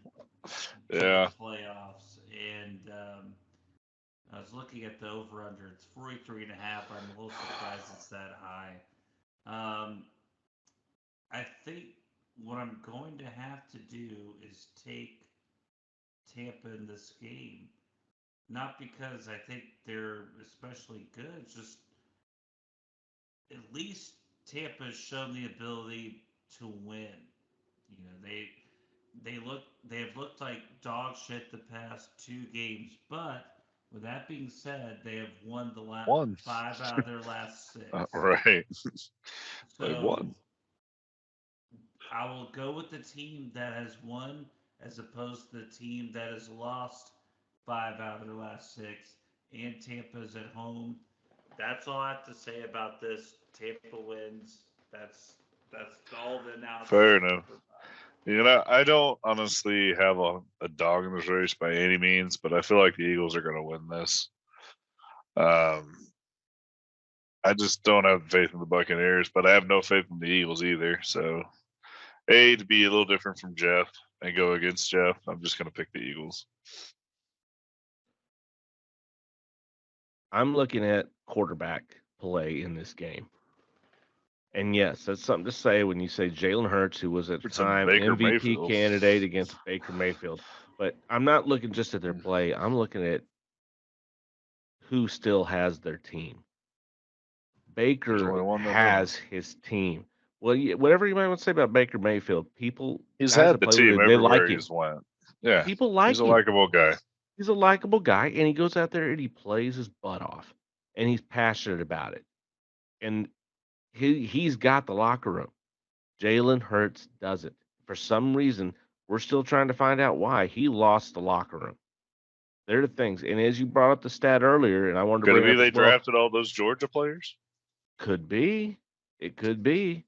But he Who has the knows? same touchdown to interception ratio that Dak had last year that all the Philly fans were saying, "Oh, this is trash. This is trash right here." Well, he has the same stats this year. He's not looked good. This Philly team has, I said it from week one, they're not the same team. They're on the downward spiral, and this is just going to be the icing on top of the cake of them getting knocked out. I'm taking Tampa Bay, and I think that they're going to end Philly's misery and end it in the wild card game. That honestly, if they wouldn't have won some of the bullshit games that they won earlier in the season, they wouldn't even be in the playoffs right now. They don't deserve to be here. And Yeah. even though I think they are a better team than Tampa Bay, I think Tampa Bay has the momentum coming in. They're rallied around their quarterback, and they're not. I mean, we even said AJ Brown is not playing in this game. He's hurt. Well, I mean, we're watching to see if he's Well, actually going to yeah, play, yeah, true, but he's yeah. been hurt, and maybe he's sitting out because he's tired of it and he wants to be out of there. Sirianni has also lost this locker room. We already had that discussion earlier. He's lost it as well. The players aren't playing for him. They're not playing well. The defense does not look like it did. Your best stars are aging guys who are still good, but they're not to where they're prime anymore. Mike Evans has looked Mike Evans has put up numbers this year that I did not think he would with Baker Mayfield. They've Well, got a see, good Baker connection going Mayfield on. throws the ball very well, but he also Yes. throws interceptions a lot. He does. But with Mike Evans, he's so big and tall, you throw it up to him and give him a chance. 9 times out of 10, he's going to get it. Yeah, He's just that big you're of a not guy. wrong. But I am taking wrong. Tampa Bay in this game. Let's end Philly's misery. I wish the Cowboys could be the ones to take him out, but hey, I'm A-okay if Tampa Bay, the year after the Cowboys took Brady out of it, that Baker Mayfield is able to knock Philly out. I'm A-okay with that. So that's my picks there. All right. Fair enough. Fair enough. All right. Well, there's our picks there. Before we go ahead and take a break, there was another section we want to talk about here, and this is at this time of the year, right before the playoffs start up, we start getting the coaching carousel. All those hot seats we've been talking about for the last half of the season. And some We're not starting to get so those hot that are openings. very weird. Black Monday, as they call it. Absolutely. I mean, it actually came Big slip. a lot of Monday, these yeah. on Wednesday. But Yeah. Well, True, yeah, true. Shocking. we'll go ahead and get into these. These are confirmed teams that have released their coaches. The first one and I'm going to go through the teams as I saw them. The first hammer I saw fall was the Tennessee Titans letting Mike Vrabel go, and not too surprised about this after they let the GM go last year. Shocked that they did it. I'm not. I think he has a winning record and the locker room. I'm not. Do I think it's a bad move? Yes. Am I surprised? No, because they brought in a new GM, and the new GM wants to bring in his guy. And the thing that sucks for Mike Vrabel is the GM that brought him in, the old guy, which I don't know his name, don't care to know it, but he's the guy that traded away AJ Brown for nothing. He drafted screwed Malik Willis and Trey Burke and all these guys have just not panned out. Screwed Vrabel, and Vrabel is now at the point where that was the guy that hired me. Well, Vrabel and him actually argued over players, so they saw players differently. But at the end, though, he's still his guy. And when this is just when a GM gets fired and a new GM comes in, he's going to bring in his guy. He wants to bring in the guy that he believes is going to be part of it, and this is typical during these. That's why I'm not surprised them letting him go. Hey, they gave him the chance. They didn't just fire him the minute the new GM came in. They gave him another season, which is more than a lot of head coaches get whenever a new GM comes in. It's rare not rare, but usually they'll give them, if it's been a good relationship with the organization, they'll give the coach another year to go in and prove it or lose it. Well, they lost it this year. They didn't have it. Now, was it injury prone? Yeah, injuries happen. But at the end of the day, he needed to at least get into the playoffs, maybe second round of the playoffs to keep his job. And they didn't show up at all this year. After the I mean, you success beat the that he has had. Jaguars with nothing on the line just to beat the Jaguars. Yeah, but that's going to happen. Had a good In that right there is just that's a divisional game, and hey, we're not going to win anything, but we can knock them out. That gives your guys motivation to play. Exactly. Hey, we're going to screw them because we don't have a chance. That's the only thing we have left to play for. And I think Vrabel, even if this, If I'm the Chargers, I'm running to Vrabel right now. If I'm the Chargers, well, I guess wait. I don't hate it. yeah, I think Cardinals go to the Chargers. it's possible.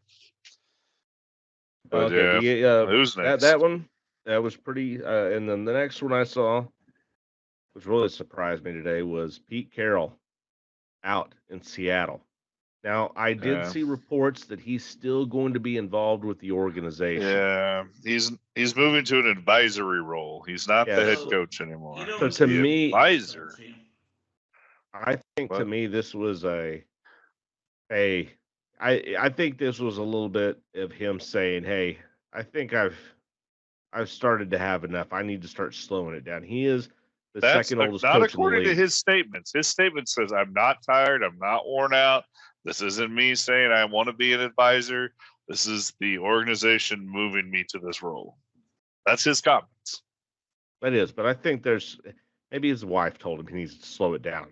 I don't know, but it was this one was a little surprising to me. This one was a kind of out of left field. I did not expect this because I expect Pete Carroll to be able to basically, after bringing the Super Bowl to Seattle, basically they just okay, whenever you're done, you can leave.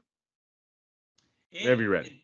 Well, when you should have had two, I can kind of see them being one. Well, they should have had two. If he would have gave the ball to Marshawn Lynch, they would have two. Exactly. And I give credit though to Pete Carroll. I mean, he's pretty damn good looking coach for 72 years old. If you ask me, I mean, he's good. He's spry. He's running the sidelines. He's doing it. Well, everybody has this love for him after what he did to USC. After he ran away from that debauchery that he put that organization in. Yeah, nobody has love for him. And don't get he brought them their first Super Bowl victory in Seattle's history. No, but Chris is exactly right. The sole purpose of taking this job was to run. Oh, it was from the situation. Yeah. People hated him for that. They didn't love him for it. They're like, "You piece of shit." He did because he screwed over that school. Yes, he screwed over USC. Completely obliterated over. I mean, it was. I don't think it was death penalty worthy, but it was bad. And then he runs to the NFL. And really, I don't. Is it any different than Jim Harbaugh going to have to vacate this year's championship because of the cheating scandal, most likely? So who actually won? Nobody this year. Well, that's the thing is that, I mean, still, Jim Harbaugh had to run back to the college just like Nick Saban after he, lost San Francisco. After he took them, at least he took them to the Super Bowl and lost to his brother in the Harbaugh Bowl. Yep. But right, and I'll say though, Carroll is a surprise. Wouldn't this be the prime opportunity for Dan Quinn? Right. I've seen a lot of talk about that Dan Quinn's going to be high up, especially if Pete Carroll's the quote unquote advisor. Who would you? I could see that. Who would you rather? I can definitely. Because I mean, to me, Dan Quinn has not done himself any favors this year. Because there's been a lot of times where his defense, it's been the same good defense overall. But there's times you got to question. You're like, why are we not making adjustments? We know this your offense? Absolute loyalty to Dan Quinn, Jeff. We know that you have absolute unfavoring loyalty to this man. We know the guy can't pick. The guy can't bat 1,000 every single freaking game. Jesus. Yeah, we 5 times where we were questioning. He walks on rose petals and does no wrong. We understand that. I don't want him to go. That would be a good place for him to go, Jeff. I don't want him to go, but that's the thing. And that's the thing. Being a Cowboy fan is that okay? If they lose to Green Bay here in the first round, he's going to walk because he's given he stayed loyal because he wanted to win a Yeah. Super Bowl. Twice. Now- he's- If you win the Super Bowl, is he going to walk because he accomplished his goal, and now he's going to go be a head coach now? Mhm. Or do you make it to danged the if you NFC do, a danged if Championship you don't. game or the Super Bowl and you lose one of those games? Being that close, is that enough to get him to come back? Or is he I going to think- say, hey, we did our best. Now I want to go be the head coach at Seattle and do that. I think that it's a lose. I think Dan Quinn is going to be leaving. I don't want him to. I will be Oh, surprised. 100% he's I will be If he shocked stays, doesn't yeah, come that'll back. be the And shock. I'll be that's- shocked if he's not a head coach somewhere else next year. And that's why. Well, there's also talk that if they lose, that McCarthy is Well- out in Dallas. And if that's one thing I see is if the Dallas job comes open, Yeah. who are you Dan going to Quinn take? Could step into that. Because there are some Or players is it back in Belichick? Seattle that he coached. There are some players there. Bobby Wagner's still there. There are a few guys Let still me, there. let me throw this one But out there's here not for many. you two guys. Would you just take to Dallas throw or out Seattle? Another name for the Seattle job. Eric Bellamy. I mean, Eric. He's in the same boat kind of as Bellamy, Dan yeah. Quinn, in my opinion.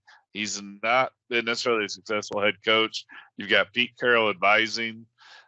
Eric Bellamy bringing his 70% touchdown Bieniemy. red zone I offense. hope Bieniemy gets the job. I want Bieniemy to get the job. There's no way he will. Or does he go to the Chargers and rejuvenate that offense? Bieniemy's done. He's damaged goods at this point. I think he could get a shot. Sam I think Howell he did could him get a no shot. favors, but No, Sam Howell did no favors for him. Jacoby Brissett looked decent until he got hurt.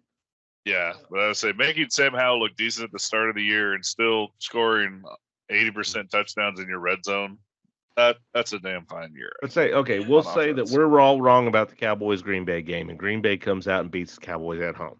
Don't see it Right. happen, but say it does happen. Mike McCarthy's gone. He's done.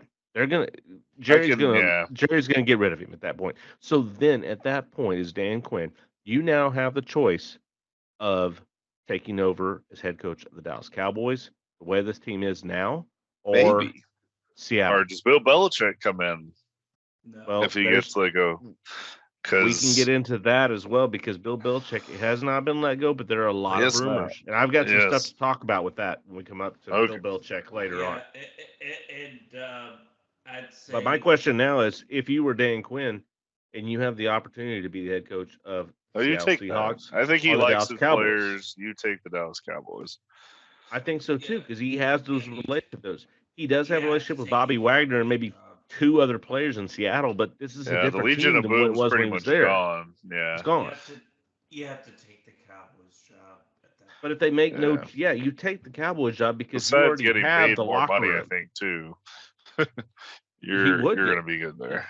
But that's the thing is that okay, if Cowboys isn't open, it's only defense coordinator. I think he's going to Seattle.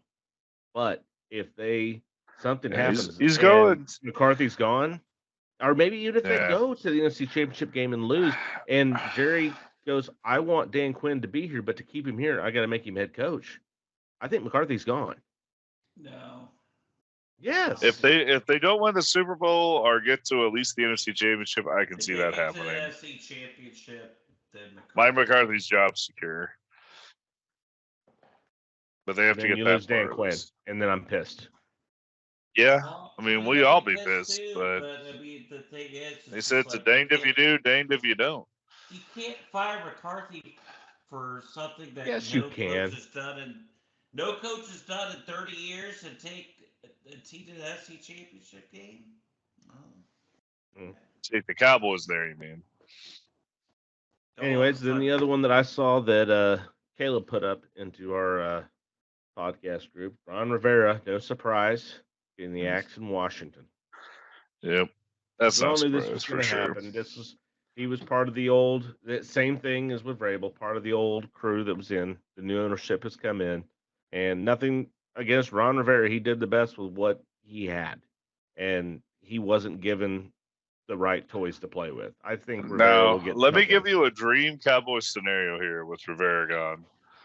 Ooh. The new coach comes in, brings his own staff. You say you just keep Dan Quinn, but Mike McCarthy stays the head coach. You keep Dan Quinn somehow. You get Eric Bellamy to come be your OC. If that team then does not get to the Super Bowl, That's the thing, though. that's a problem. That's McCarthy giving up the play calling. He would, and I think he would to that coach, because Eric Bellamy is one of the more respected offensive minds in the league. I think Yeah. I like what you're saying, but to me, Bellamy, that's a yes, pipe. thank you, It's a John. pipe. It's a pipe dream. It's probably a never gonna pipe dream. happen. That's what I'm saying. It's best case scenario probably for the Cowboys. There's no way in hell. Well, actually, at this probably point- getting Mike Vrabel as your new head coach with Bellamy and Dan Quinn. That's probably the best scenario that could possibly happen to the Cowboys There's coaching tree. There's no way at this point McCarthy's gonna give up any play calling to anyone else. He's got to. That offense was atrocious in the red zone. Well, I mean, And then that comes up to the one we talked about earlier. It's not official, but the rumors around is Bill Belichick reign of terror over the Patriots. Now, what I did see is that he has told Robert Kraft that he is willing to relinquish GM duties as long as he's able to stay as the head coach. Well, what he wants to get is he wants to be the winningest coach in history, and he's 15 Yes. wins away from tying Don Shula. So that's what he wants. Is he Yes. wants to get 16 wins, and then he's like, I'm going to fucking retire. I don't give a shit after that. Or maybe he goes. But and is coaches he even somewhere going else. to get that with this team? I mean, right now the way it's looking, when you win 4 games a year, you're going to take another 4 years. They have not they have not re-signed a single first-round draft pick since like 2015. Yeah, I know. Our first 3 rounds, they have not Yes. signed. They have not drafted well in a very long time. And that happens. Which- That happens when you have Tom Brady carrying you by his coattails the whole entire way, which we now found out that's exactly what was happening because since Yeah. Brady has left, he's done nothing. Nothing. Yeah, So, as you said before, would I want to bring him in with the Cowboys? No, I wouldn't, because he's proven that without a good quarterback, he doesn't know what he's doing. well, you're I would saying like Dak Prescott's a bad QB? Yeah, I still Wait a think minute. he's a bad QB. I don't think he's a great QB. Right. You I don't think think he could CeeDee ride Lamb is under a great- Belichick's system? No. Where I still think is that if Belichick is let go, I think that the Washington Commanders are going to pay him an ungodly amount of money to get him in because there were rumors that they wanted to trade for him at the trade deadline, and I see That's them highly offering possible. him an unimaginable amount of money because Yeah. that way this new ownership can say we brought in Bill Belichick, and that gives them legitimacy with their fan base. So that's if Belichick is gone, I see him going to Washington. That's That exactly where and I the see him going. owner, Jerry Jones of the Cowboys, is the GM. And Mm-hmm. maybe Bill Belichick says, I'll give that up coming over here to the Cowboys. That's a winning team, and I can get this 16 wins in 2 years, probably, instead of 8 or 5, whatever it may be at Washington at this point. And I think he wants that but- record. I do believe he wants that record, but I he think they're says going to he wants offer that there's going to be so much money put on the table that he's going to be an idiot to turn it down. And I don't think he's going to turn it I down think he at wants this the point. record over money. So if he We'll gets see. the shot to do the Cowboys, I think he But takes it that's just if he for the gets winning that, if he potential. gets that shot. And if he Yeah, does, like okay, I said, we'll it see, depends but on this playoffs too. But to me, I would rather have Dan Quinn if Mike McCarthy's gone. I'd rather have Dan Quinn than him or Belichick, than McCarthy or Belichick. To be honest, I'd rather have Dan Quinn. But that things need to happen perfectly for that to happen. I mean, I'd rather just have a Super Bowl and then we just see where the cards fall at that point. Does he want it? Wow. Because if you win the Super Bowl, okay, McCarthy's going to be the quarterback or be the coach.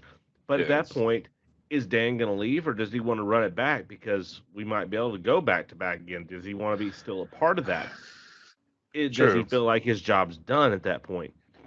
That's at that point when the Super yeah, Bowl. you get into that argument, and it see might where the depend on cards how fall his at that interviews point. go too. Yeah, True. So I mean, because I there's a mean, lot- you don't want the Washington job if you're Dan Quinn. But no. you might I take the think- Chargers and you might take the Mm, Titans. I don't maybe. see him taking. I don't see him taking the Chargers. Their defense has a lot of holes. They've got names, but they haven't. Well, they been able just to haven't lived up to show the things contracts together. that the defense has. They haven't. signed. They haven't. And I think they're Seattle. You go back to Seattle. They're holy. You've got. Yeah, I think in Seattle is the only place they're getting back. You've got Carroll there still as the advisor. So you can help with the team of what's going on there, and you've just got a better situation, I believe, in Seattle than you do with the Chargers. The Chargers look like a complete dumpster fire this year, and it didn't help that Stick just looked like he didn't know where the hell he was. Honestly, I'm going to make a crazy prediction too. If Belichick does leave, Eric Bieniemy is the head coach of the Patriots next year. Ooh, interessante. That's my hot very take. interesting. Okay, fair enough. All right, well, that hits everything we've got here on the NFL. We're going to take a quick break, and we'll be back here in just a few moments. Get into the NCAA championship.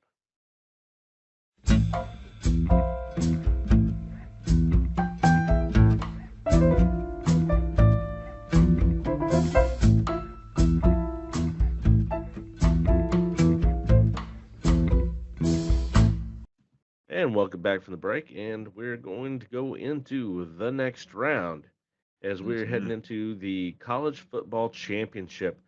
Came up this last Monday, and Michigan able to complete the undefeated season, as a lot of people say, with an asterisk. But they were able to win 34-13. They're the winners for now until the NCAA takes this championship away from them and vacates this win.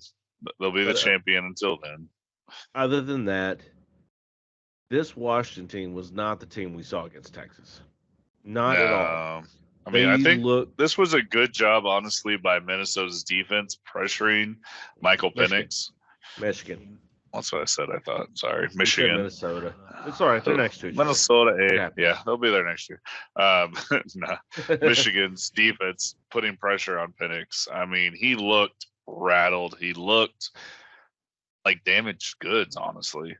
And I don't know if this is him being afraid to be injured because he's had so many injuries in his college career, or if it's just he doesn't play well against pressure because he doesn't necessarily run very well. Because when he's not pressured, he was doing okay, but he missed a wide open touchdown in that first quarter. He missed several wide open receivers down the field for 20 yards or so. Like I said, this was just not the same Washington team, and it starts with Penix. It does, and it does. It does start with Penix, and he did miss some throws that happened with that. But you have to come back down to those receivers were dropping wide open passes. There were passes hitting them in the hands that they dropped.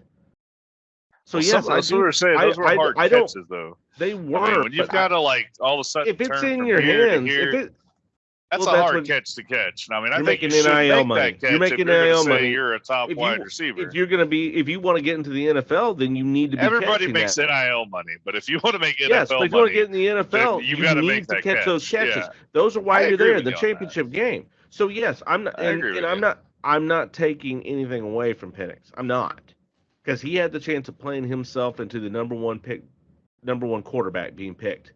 Oh, he had that chance. He had that opportunity. Caleb Williams looked horrible this year, and he was blitzed all year long, but it looked like he just couldn't even handle the blitz. The entire Washington offense looked like they were deer in headlights this whole game. Like they never expected to be there. That was a different team that faced Texas. That was a completely different I will team. say this team let them play a lot more than the last ones, and there was a lot of weird holding calls that probably should have been called and gone against Michigan, but they were letting them play because they didn't necessarily call it on either side. But I feel like the refs did not necessarily do a good job calling this game overall. I don't think they're the reason one team lost or won again, but I feel like the ACC refs just kind of fucked this game up because there was a lot of times there's grabbing and holding. And you're just like, what the fuck are you doing? Much less the targeting call. And then you pick it up and say, we're not even going to look at it. How can you not at least look at it? Especially if you're claiming players' safety. That to me was a little what's going on with that. But to me, Michigan won this game with their running attack. And they did. they Washington could not stop the run. Well, They they could won it with not their stop it. defense, I guess. No, they proved they could stop it in the second half, but there's some big runs that, like you said, they were deer in the headlights early on, and it just cost them the game, basically. It So did. especially Once, Edwards, not even, I can't remember the guy, number 2 off Michigan. I can't remember his name now. But Edwards is the guy that's setting history in the first half, getting 2 of the longest rushing touchdowns in the championship game of 41 and 43 in college football playoff history for touchdown runs. So, I mean, they were ripping off large runs and just being exposed. And I think there was a holding penalty to me on one of those big runs. But again, like I said, they were just letting them play. I don't necessarily have a problem with that. But like I said, that defense, I don't think Washington was ready at the start of this game. Or maybe No, they they felt too weren't. comfortable. Because, like I Something said, was off. they got put on their butt very early on, and that's what wound up costing them this game. Because when they tightened up and played like, okay, we kind of deserve this, even though their offense really wasn't there, and even had momentum going into the second half before Penix threw the stupidest interception I've seen in a championship game on the first drive. It just, they didn't seem like themselves, especially offensively. But that defense stepped up and gave Washington a chance in this game because they completely shut down the run and the pass. I'd say for about a good 2 quarters until near the very end of that game. And that's where Michigan started getting the turnovers, and then it was over. That's when point. Penix was injured, and that was the thing, is this was the wrong team to get down too early. They got down to Michigan early, and that was where Michigan. That was their forte. Yeah, then they could stand on their defense and their run game and just kill the clock, kill you.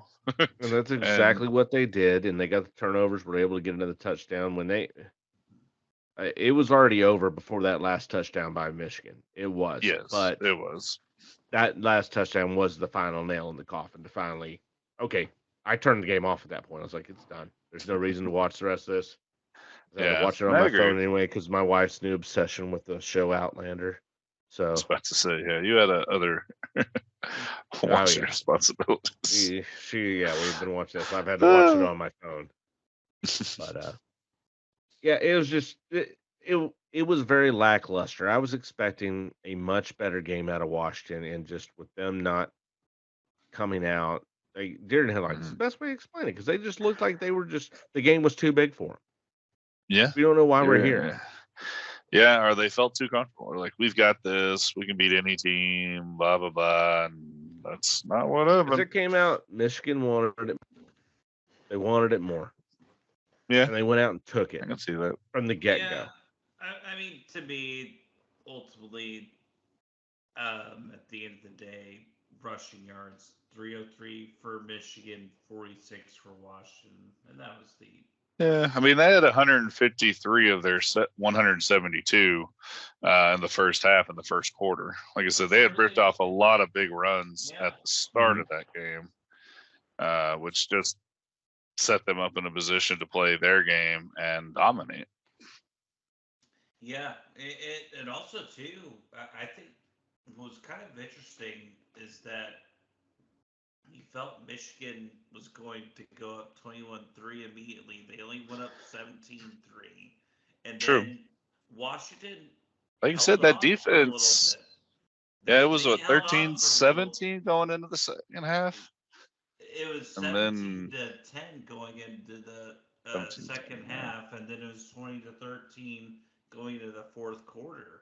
And then you had mistakes by Penix, and then you had the inability from Washington's defensive line to stop Blake Corum. Yeah, you had the initial runs from Edwards, which obviously set the tone of the game, but they didn't have the ability to stop Blake Corum at the end, and that was the key of this game. And McCarthy was just kind of the game manager, and that was good enough to win. Well, that's all they needed him to be. Yeah, like, exactly. And all they had to be. Alluded to, this was not the same team that was That was against Texas. Yeah, Washington Texas didn't played look the this same. team. Yeah, This would have been Texas Michigan national championship. for sure. Both show. Just a quick little note. I saw already because of course you got to have the preseason polls out for the top 25 for next year and the top 4 teams. I don't know if you guys have seen this. I saw it just I have not earlier actually today. yet. I've not either. Number 1, Alabama. Number 2, Georgia. Number 3, Texas. And number 4, Michigan.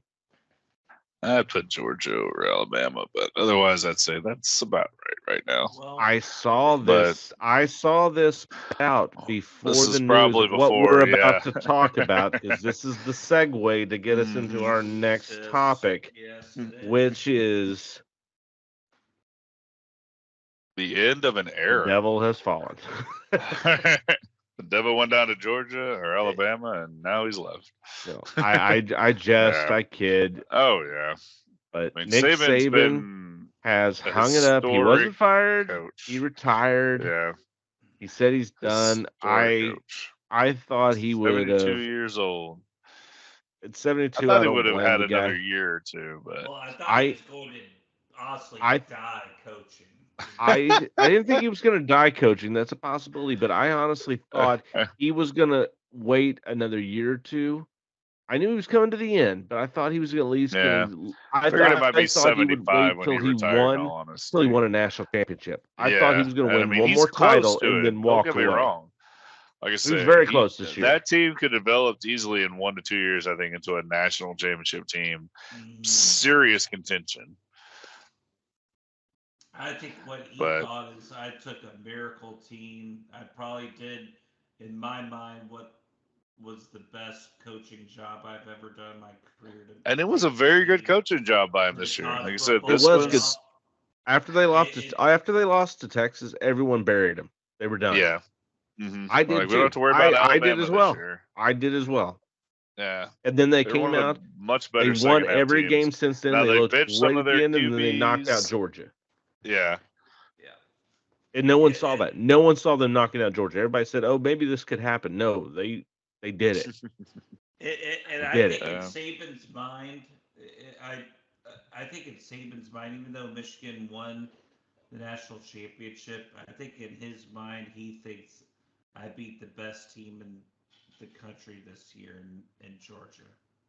And it's hard to argue that point. Go out on a high It is, note, especially after what Georgia did to Florida State, and even though they did it to mainly backups, and the backups, they still proved it. Georgia had a lot of people missing too that were pivotal, like their main tight end who's going in the first round. But I mean, the one thing that surprises me, I mean, we all know about the 7 championships, 6 with Alabama, 1 at LSU. We know about the Heisman winners. We know about his incredible ability to build for the NFL and giving Alabama a record of 49 first-round NFL picks. And I think he had 11 in one first round alone. Yeah. Which was another record. Just freaking crazy stats when it comes to that. So we know his ability as an NFL coach, or excuse me, a college coach. But the thing that surprises me is as a recruiter to walk in and say, "Hey, you're going to be a number one draft, first round draft." His winning percentage is so low in the total overall. He's only ranked 16th in college history for people that have coached 10 seasons. And I mean, that's crazy. I don't think that's necessary. I mean, he's 292 and 71. I don't know. I just figured he'd have a lot more wins based on these championships and undefeated seasons and everything. But I mean, you are playing, I guess, like 13 games a year, so the thing is, it takes a while to build up.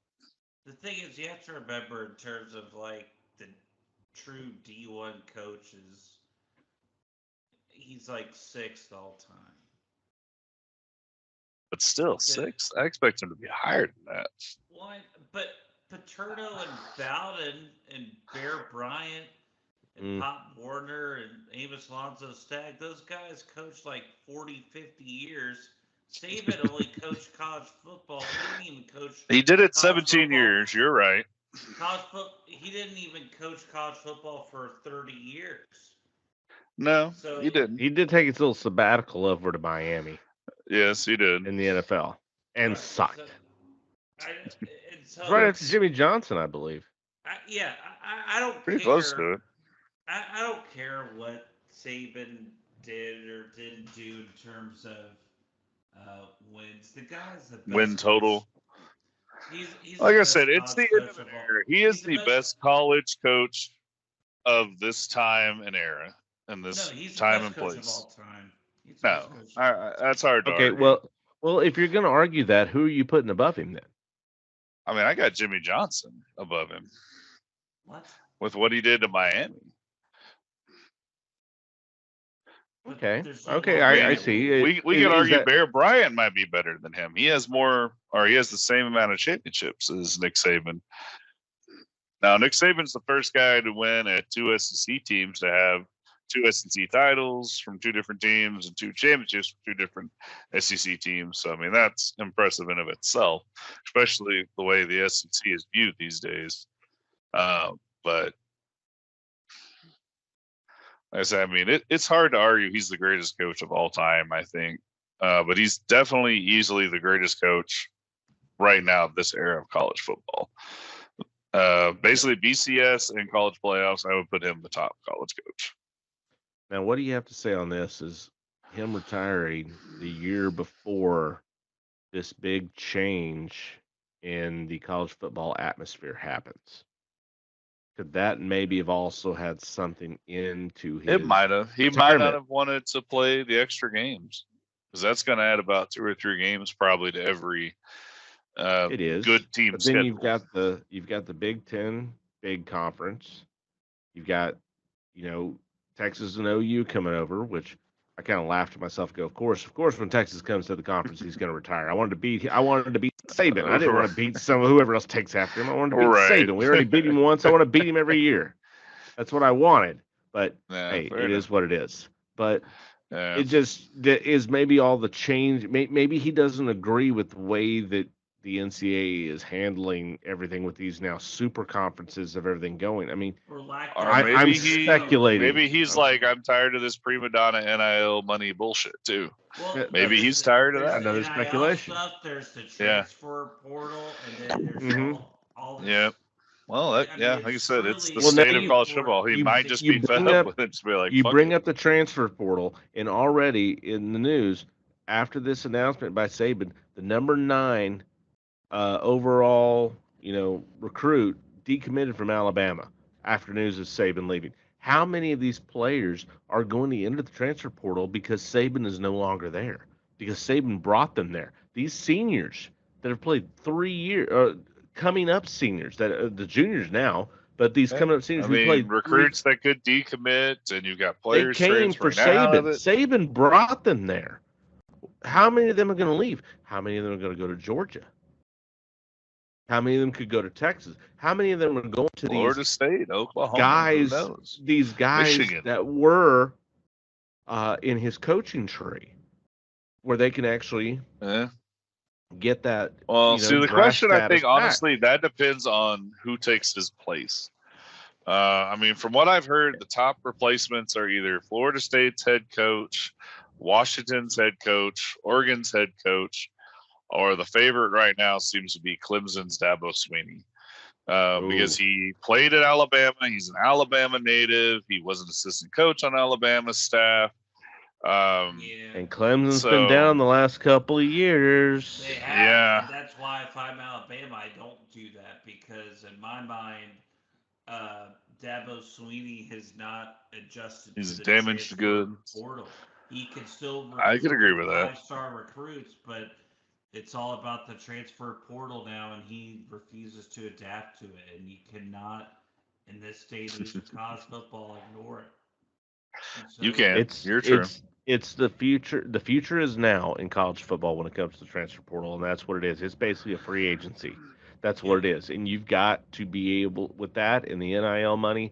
We're in a new frontier of college football now that you've got to be able to manage these things and bring them in. And I think Alabama with this retirement. Maybe Saban wasn't willing to do that, and And that's what I'm thinking. they I let think him that's walk He out might on his not have. own. Yeah. They might have said, "Hey, we won't fire you, but if you're not willing to do this, you need to go ahead and retire because we need to update with the times." I don't know. I'm making speculations.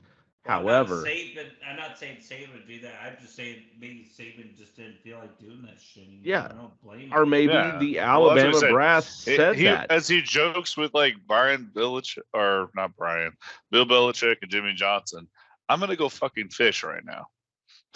He just said, "Fuck Yeah, y'all. I don't care. I maybe just want he's to just fish." said had enough of it, Yeah. or maybe the president of the university and all the boosters basically sent and said, "Hey, we need to. We love what you're doing, but we need to get more involved in the way that things are changing." And he just said, "You know what?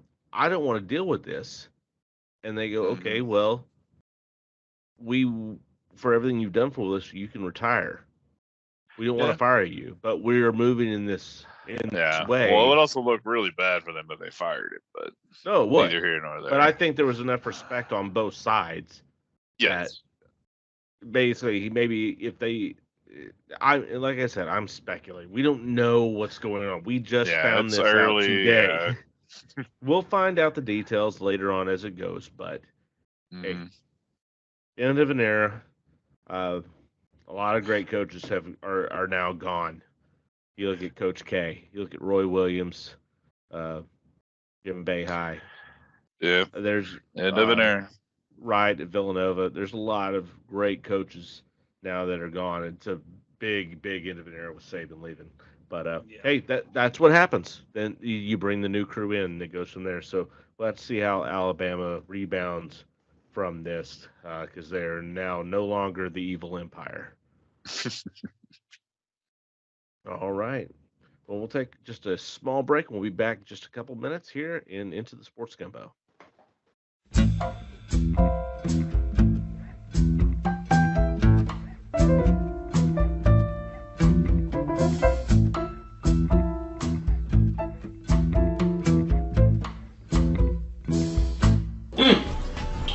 That's good. That's good. Man, that's good. That's what you call gumbo. Poor man gumbo. And welcome back from the break. Ready now, time for the last segment of the night. It's been such a good time, but time to wrap it on up. Ready to get into the sports gumbo. We'll throw everything in that we didn't get a chance to talk to about earlier. So I'll go ahead and start her off tonight and send it off to the rest of you guys because there's one thing that I've really been wanting to talk about since this past Sunday, and that was in the NBA. The Dallas Mavericks knocking off the Minnesota Timberwolves, 115 to 108 Hey. on Sunday. I've been waiting all not week to go bring to this that up. game. I And did not go to and the that Celtics game. beat the Wolves today Celtics beat the Wolves behind 40 today. points by Dallas Tatum. lost. Okay, do we So don't have to clap about that Yeah. too? Fair enough. Yay! However, the Mavericks did lose last night to the Ja Morantless Memphis Grizzlies, who, with yeah, his what Sad day. happened? hey, they were too busy just celebrating that victory over the Timberwolves. That's what it was. They looked past the Grizz, and Ja Mhm. Morant, his injury, season-ending injury, by the way, puts him out. Oh. Not a kind of a bad flame out for him trying to rehabilitate himself in the NBA with all the talent in the world. Uh, I'd say Yeah. you hate to see it, and I don't wish for anybody to get hurt, but at the same time, hey, Yeah. I don't feel bad for the guy. I mean, he shouldn't even be in the league anymore for all the stuff that he's done. I mean, he's done, For and now he's stupidity. injured. Yeah. We'll see, and that's so sad for all the talent that he's had that he's basically thrown it all away. Yeah. No, Yep. I completely agree, and I'm honestly shocked that he wasn't suspended for the whole year. I thought, and Well, his Yep. body suspended him for the whole year. well, yeah, yeah, exactly. So I just it's It is what it is. It's a sad deal, and I feel horrible for the Grizzly franchise too. They finally got someone that could, be a transformational player for that franchise, and Yeah, since they lost Zach Randolph, yeah, they the Maverick yeah killer. Yeah. yeah, Mike Conley and stirred them up. Gasol. What else you got One of the for little us? blip I had was the Stars beating the Wild 7-2 today. When we first started broadcasting, it was the end of the second period and it was 3-1, and the Stars were able to put up 4 goals in the fourth period. Just absolutely Impressive. absurd. Win Oh, yeah. 7-3, and Stars still running strong, staying up at the top of the Western Conference. They've fallen a little bit, but staying still in Right. playoff contention. So good for them. NCAA, we had some major upsets here tonight. A lot of top 25 teams losing. Marquette losing to Butler, 69-62, and they've actually lost the last 2 games. They lost to Seton Hall just the Seton other Hall. day. They Seton did. Hall has been knocking off. They knocked off Seton Hall's a 4 giant top killer, but 25. the Big East, I top feel 20 like, has been underrated. The Big East has been It's a underrated. hard And conference to play they beat up on each other left and right. I mean, Seton Hall's knocked over 4 top 25 teams in a row. I mean, ridiculous. Then we had to me the biggest upset, Kansas, number 3 overall, going down to Central Florida. That's UCF 65-60. Great job, Len. TCU Way to should go! beat them. Way to go, BS Knights. flagrant foul call earlier TCU this week should have too, beat them, but bringing that up, TCU today 80-71 over the number 9 Sooners.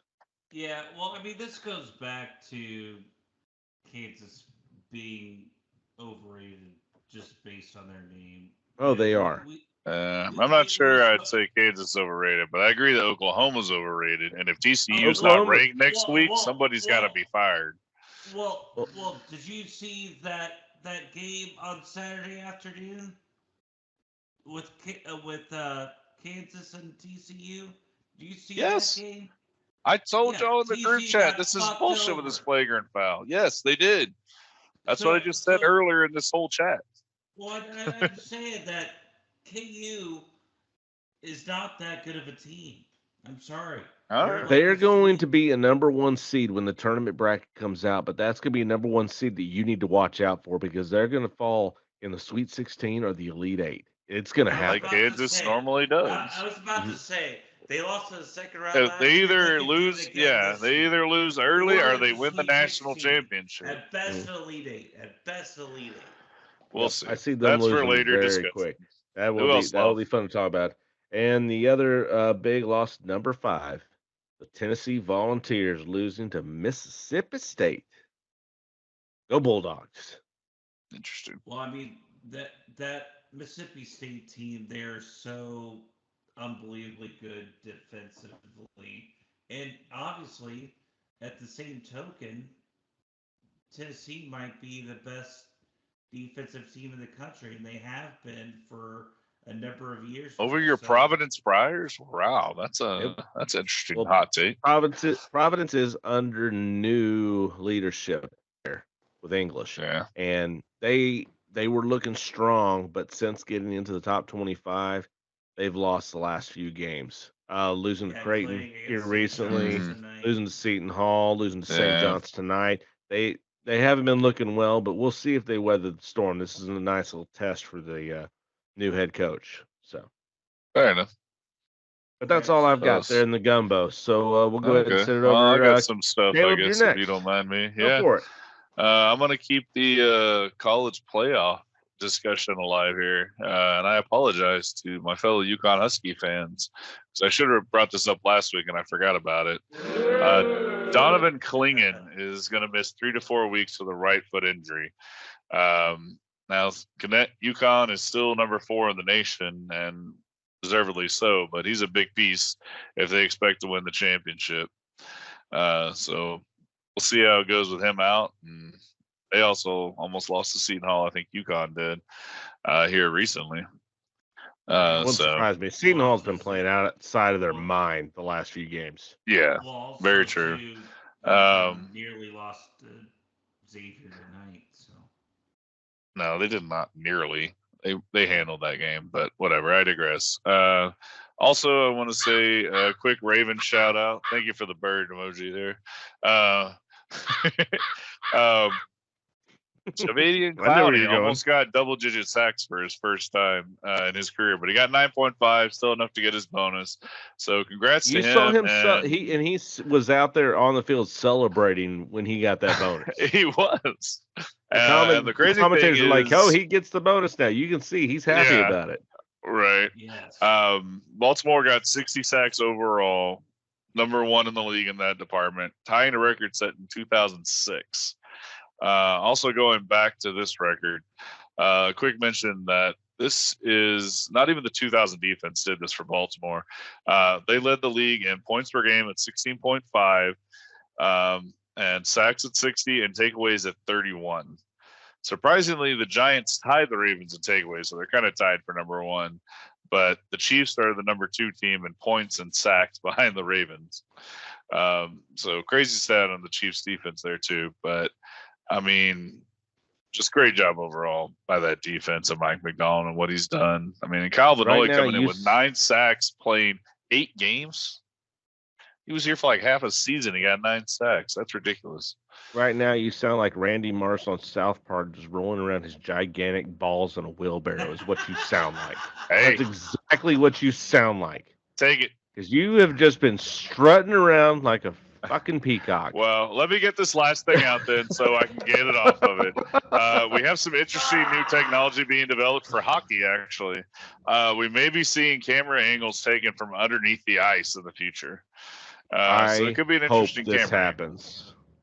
I hope this happens, but I'm very intrigued when you told me about this, in the pre-meeting, that Yeah. I brought up, the way the World Series, they had the camera angles and different areas where you the one right there in front of the dirt, so you could see the batter, where the pitch is Right, the going, and you catcher have the view camera point, right yeah, on the the view catcher. point. I mean, just having these, it's ingenious. It truly is. To be able Yeah. to give the fans the experience of being in the game any way that we can is beneficial to everyone.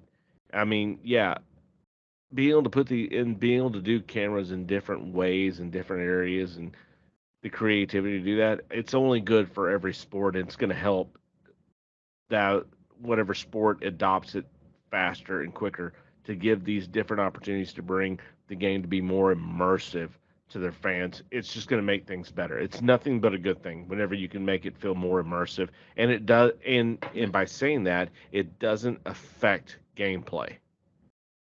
That's Right. the thing. It doesn't affect the game as it is. It just gives a more immersive experience. It's always a good thing. It's always a good thing. Right. I Very still true. think they need to put cameras on the goaltenders in hockey. Yeah. I want to see that what would be an he's having to interesting one, deal yeah. with.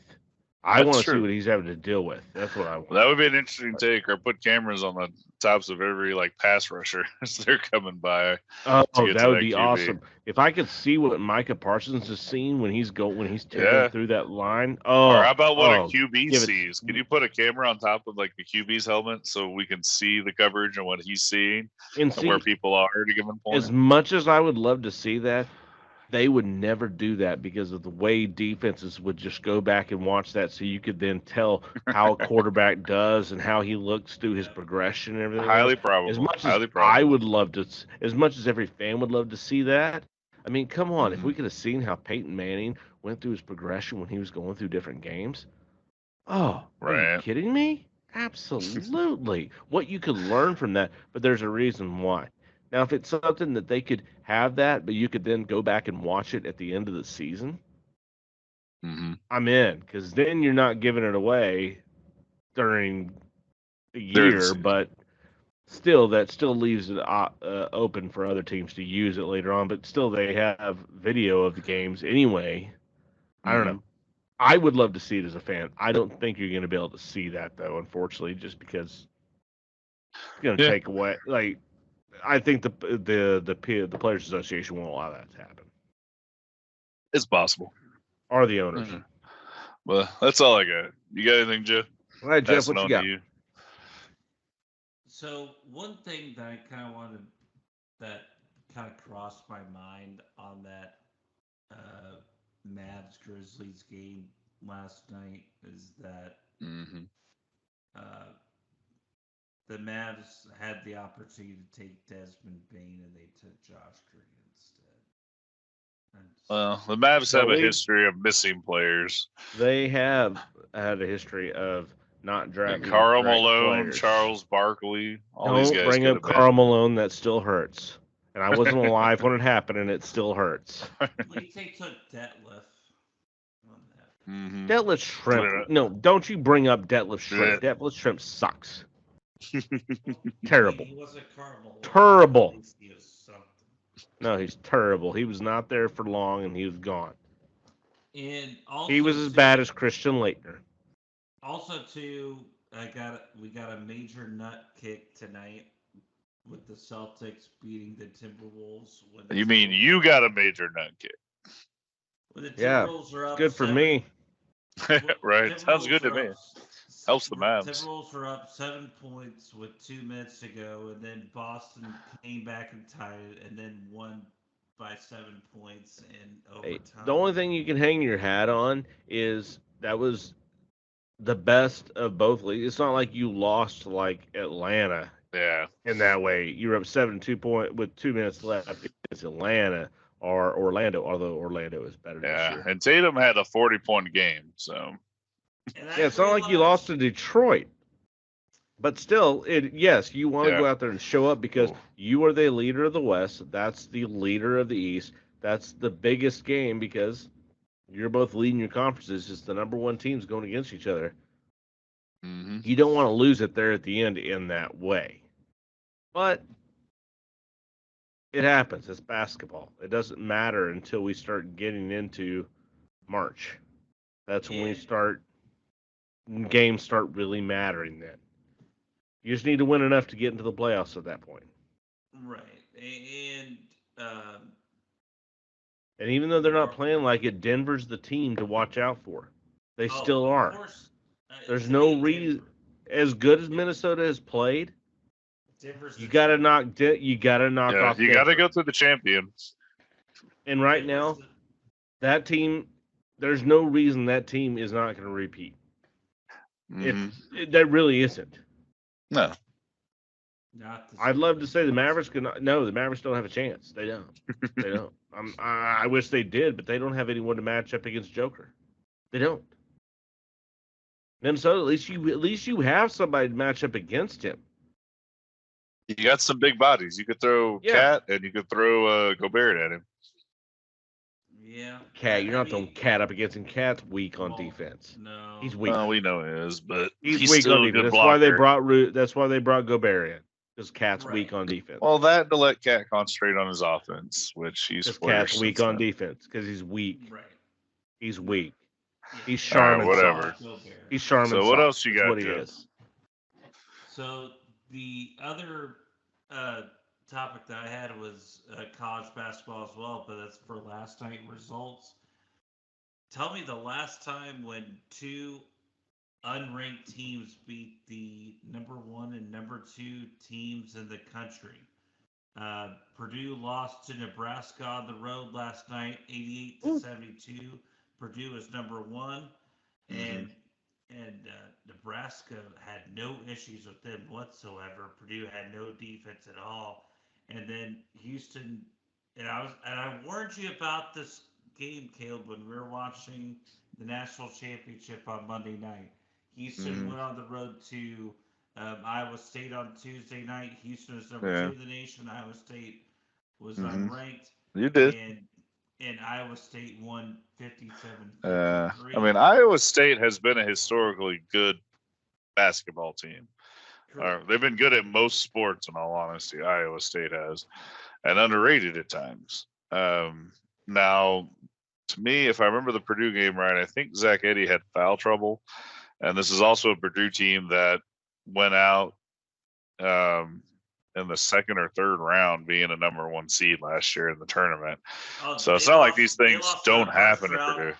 They lost in the first round to Fairleigh Dickinson, one of the most Yeah, famous okay. upsets of all time. Yeah. Mm-hmm. So that's what I was thinking. So yeah, I mean this happens to Purdue. I think that people love Zach Edey so much they think enough of him they're going to keep Purdue high.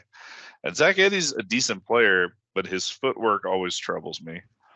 And I think that's how he gets into foul trouble a lot of times too. Well, I mean, he's just a great college player. He's gonna not do Yeah. anything in the pros or. To me, I he's feel Christian sad Laettner. that he That's all won't. he is. He's Christian Laettner.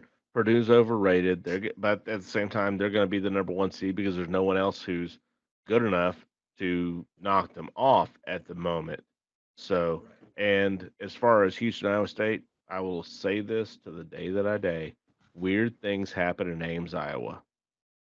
Weird things happen there all Gravity fucking falls, time. man. And it comes from my Football or wife's ex coworker back in Texas, Rabina. She's from Ames, Iowa. She's Indian and she's from Ames, Iowa. And she'll tell you Well, that's weird. weird things happen in Ames, Iowa. So I always, whenever something happens weird in Iowa State, I always like to reach out to Rabina and let her know, hey, It happened. weird things happen. It does. Weird things happen there. She keeps up with Iowa State. She does. She does. So fair enough. yeah, weird things always happen in Ames. Always. Never. If there's a game in Ames, Iowa, and they're unranked and they're playing a ranked team, expect an upset. Always expect an upset when it comes to Ames. Oh, definitely. That's my opinion. Doesn't matter what sport. Doesn't matter. Yeah, Doesn't matter. understandable. All right. Is that all you got, Jeff? That's all I got. Man, I think we all covered a whole bunch tonight. Mhm.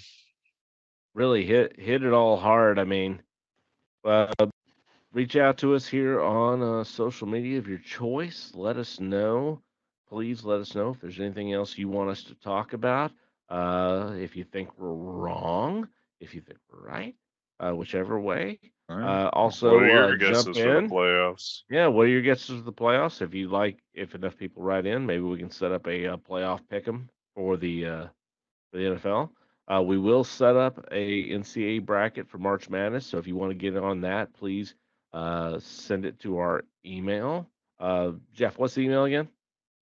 WhiteyKJ at gmail.com. Do it one time in one full sentence without stuttering. Hold on. I was about to say, what the hell is our email? All right. Oh, he's looking it up. Mm. Hey, it's all right. We'll do it live. We'll do it live. Yep, Hold on. that's gonna make us go over the limit. No. What else you got, Porter? Till he finds this. Look it all up. Let us know if you want to join in on our March Madness bracket. We'd love to have you in there. Sports@gmail.com. Say it one more time. Okay, there you go. Nextroundsports@gmail.com. Let us know. Email us. You want to be a part of it. We'll set up a league. We can all get it together. Let's enjoy it. Have fun with us. Interact with us. Once again, for another great show, our 20th episode, I'd like to say happy birthday to Jeff. Happy birthday, Jeff. For Jeff Amos, for Caleb Culver, this is Chris Porter. We'd like to thank you all for joining us for the next round, and we'll see you in the next round. Cheers, gentlemen. Cheers.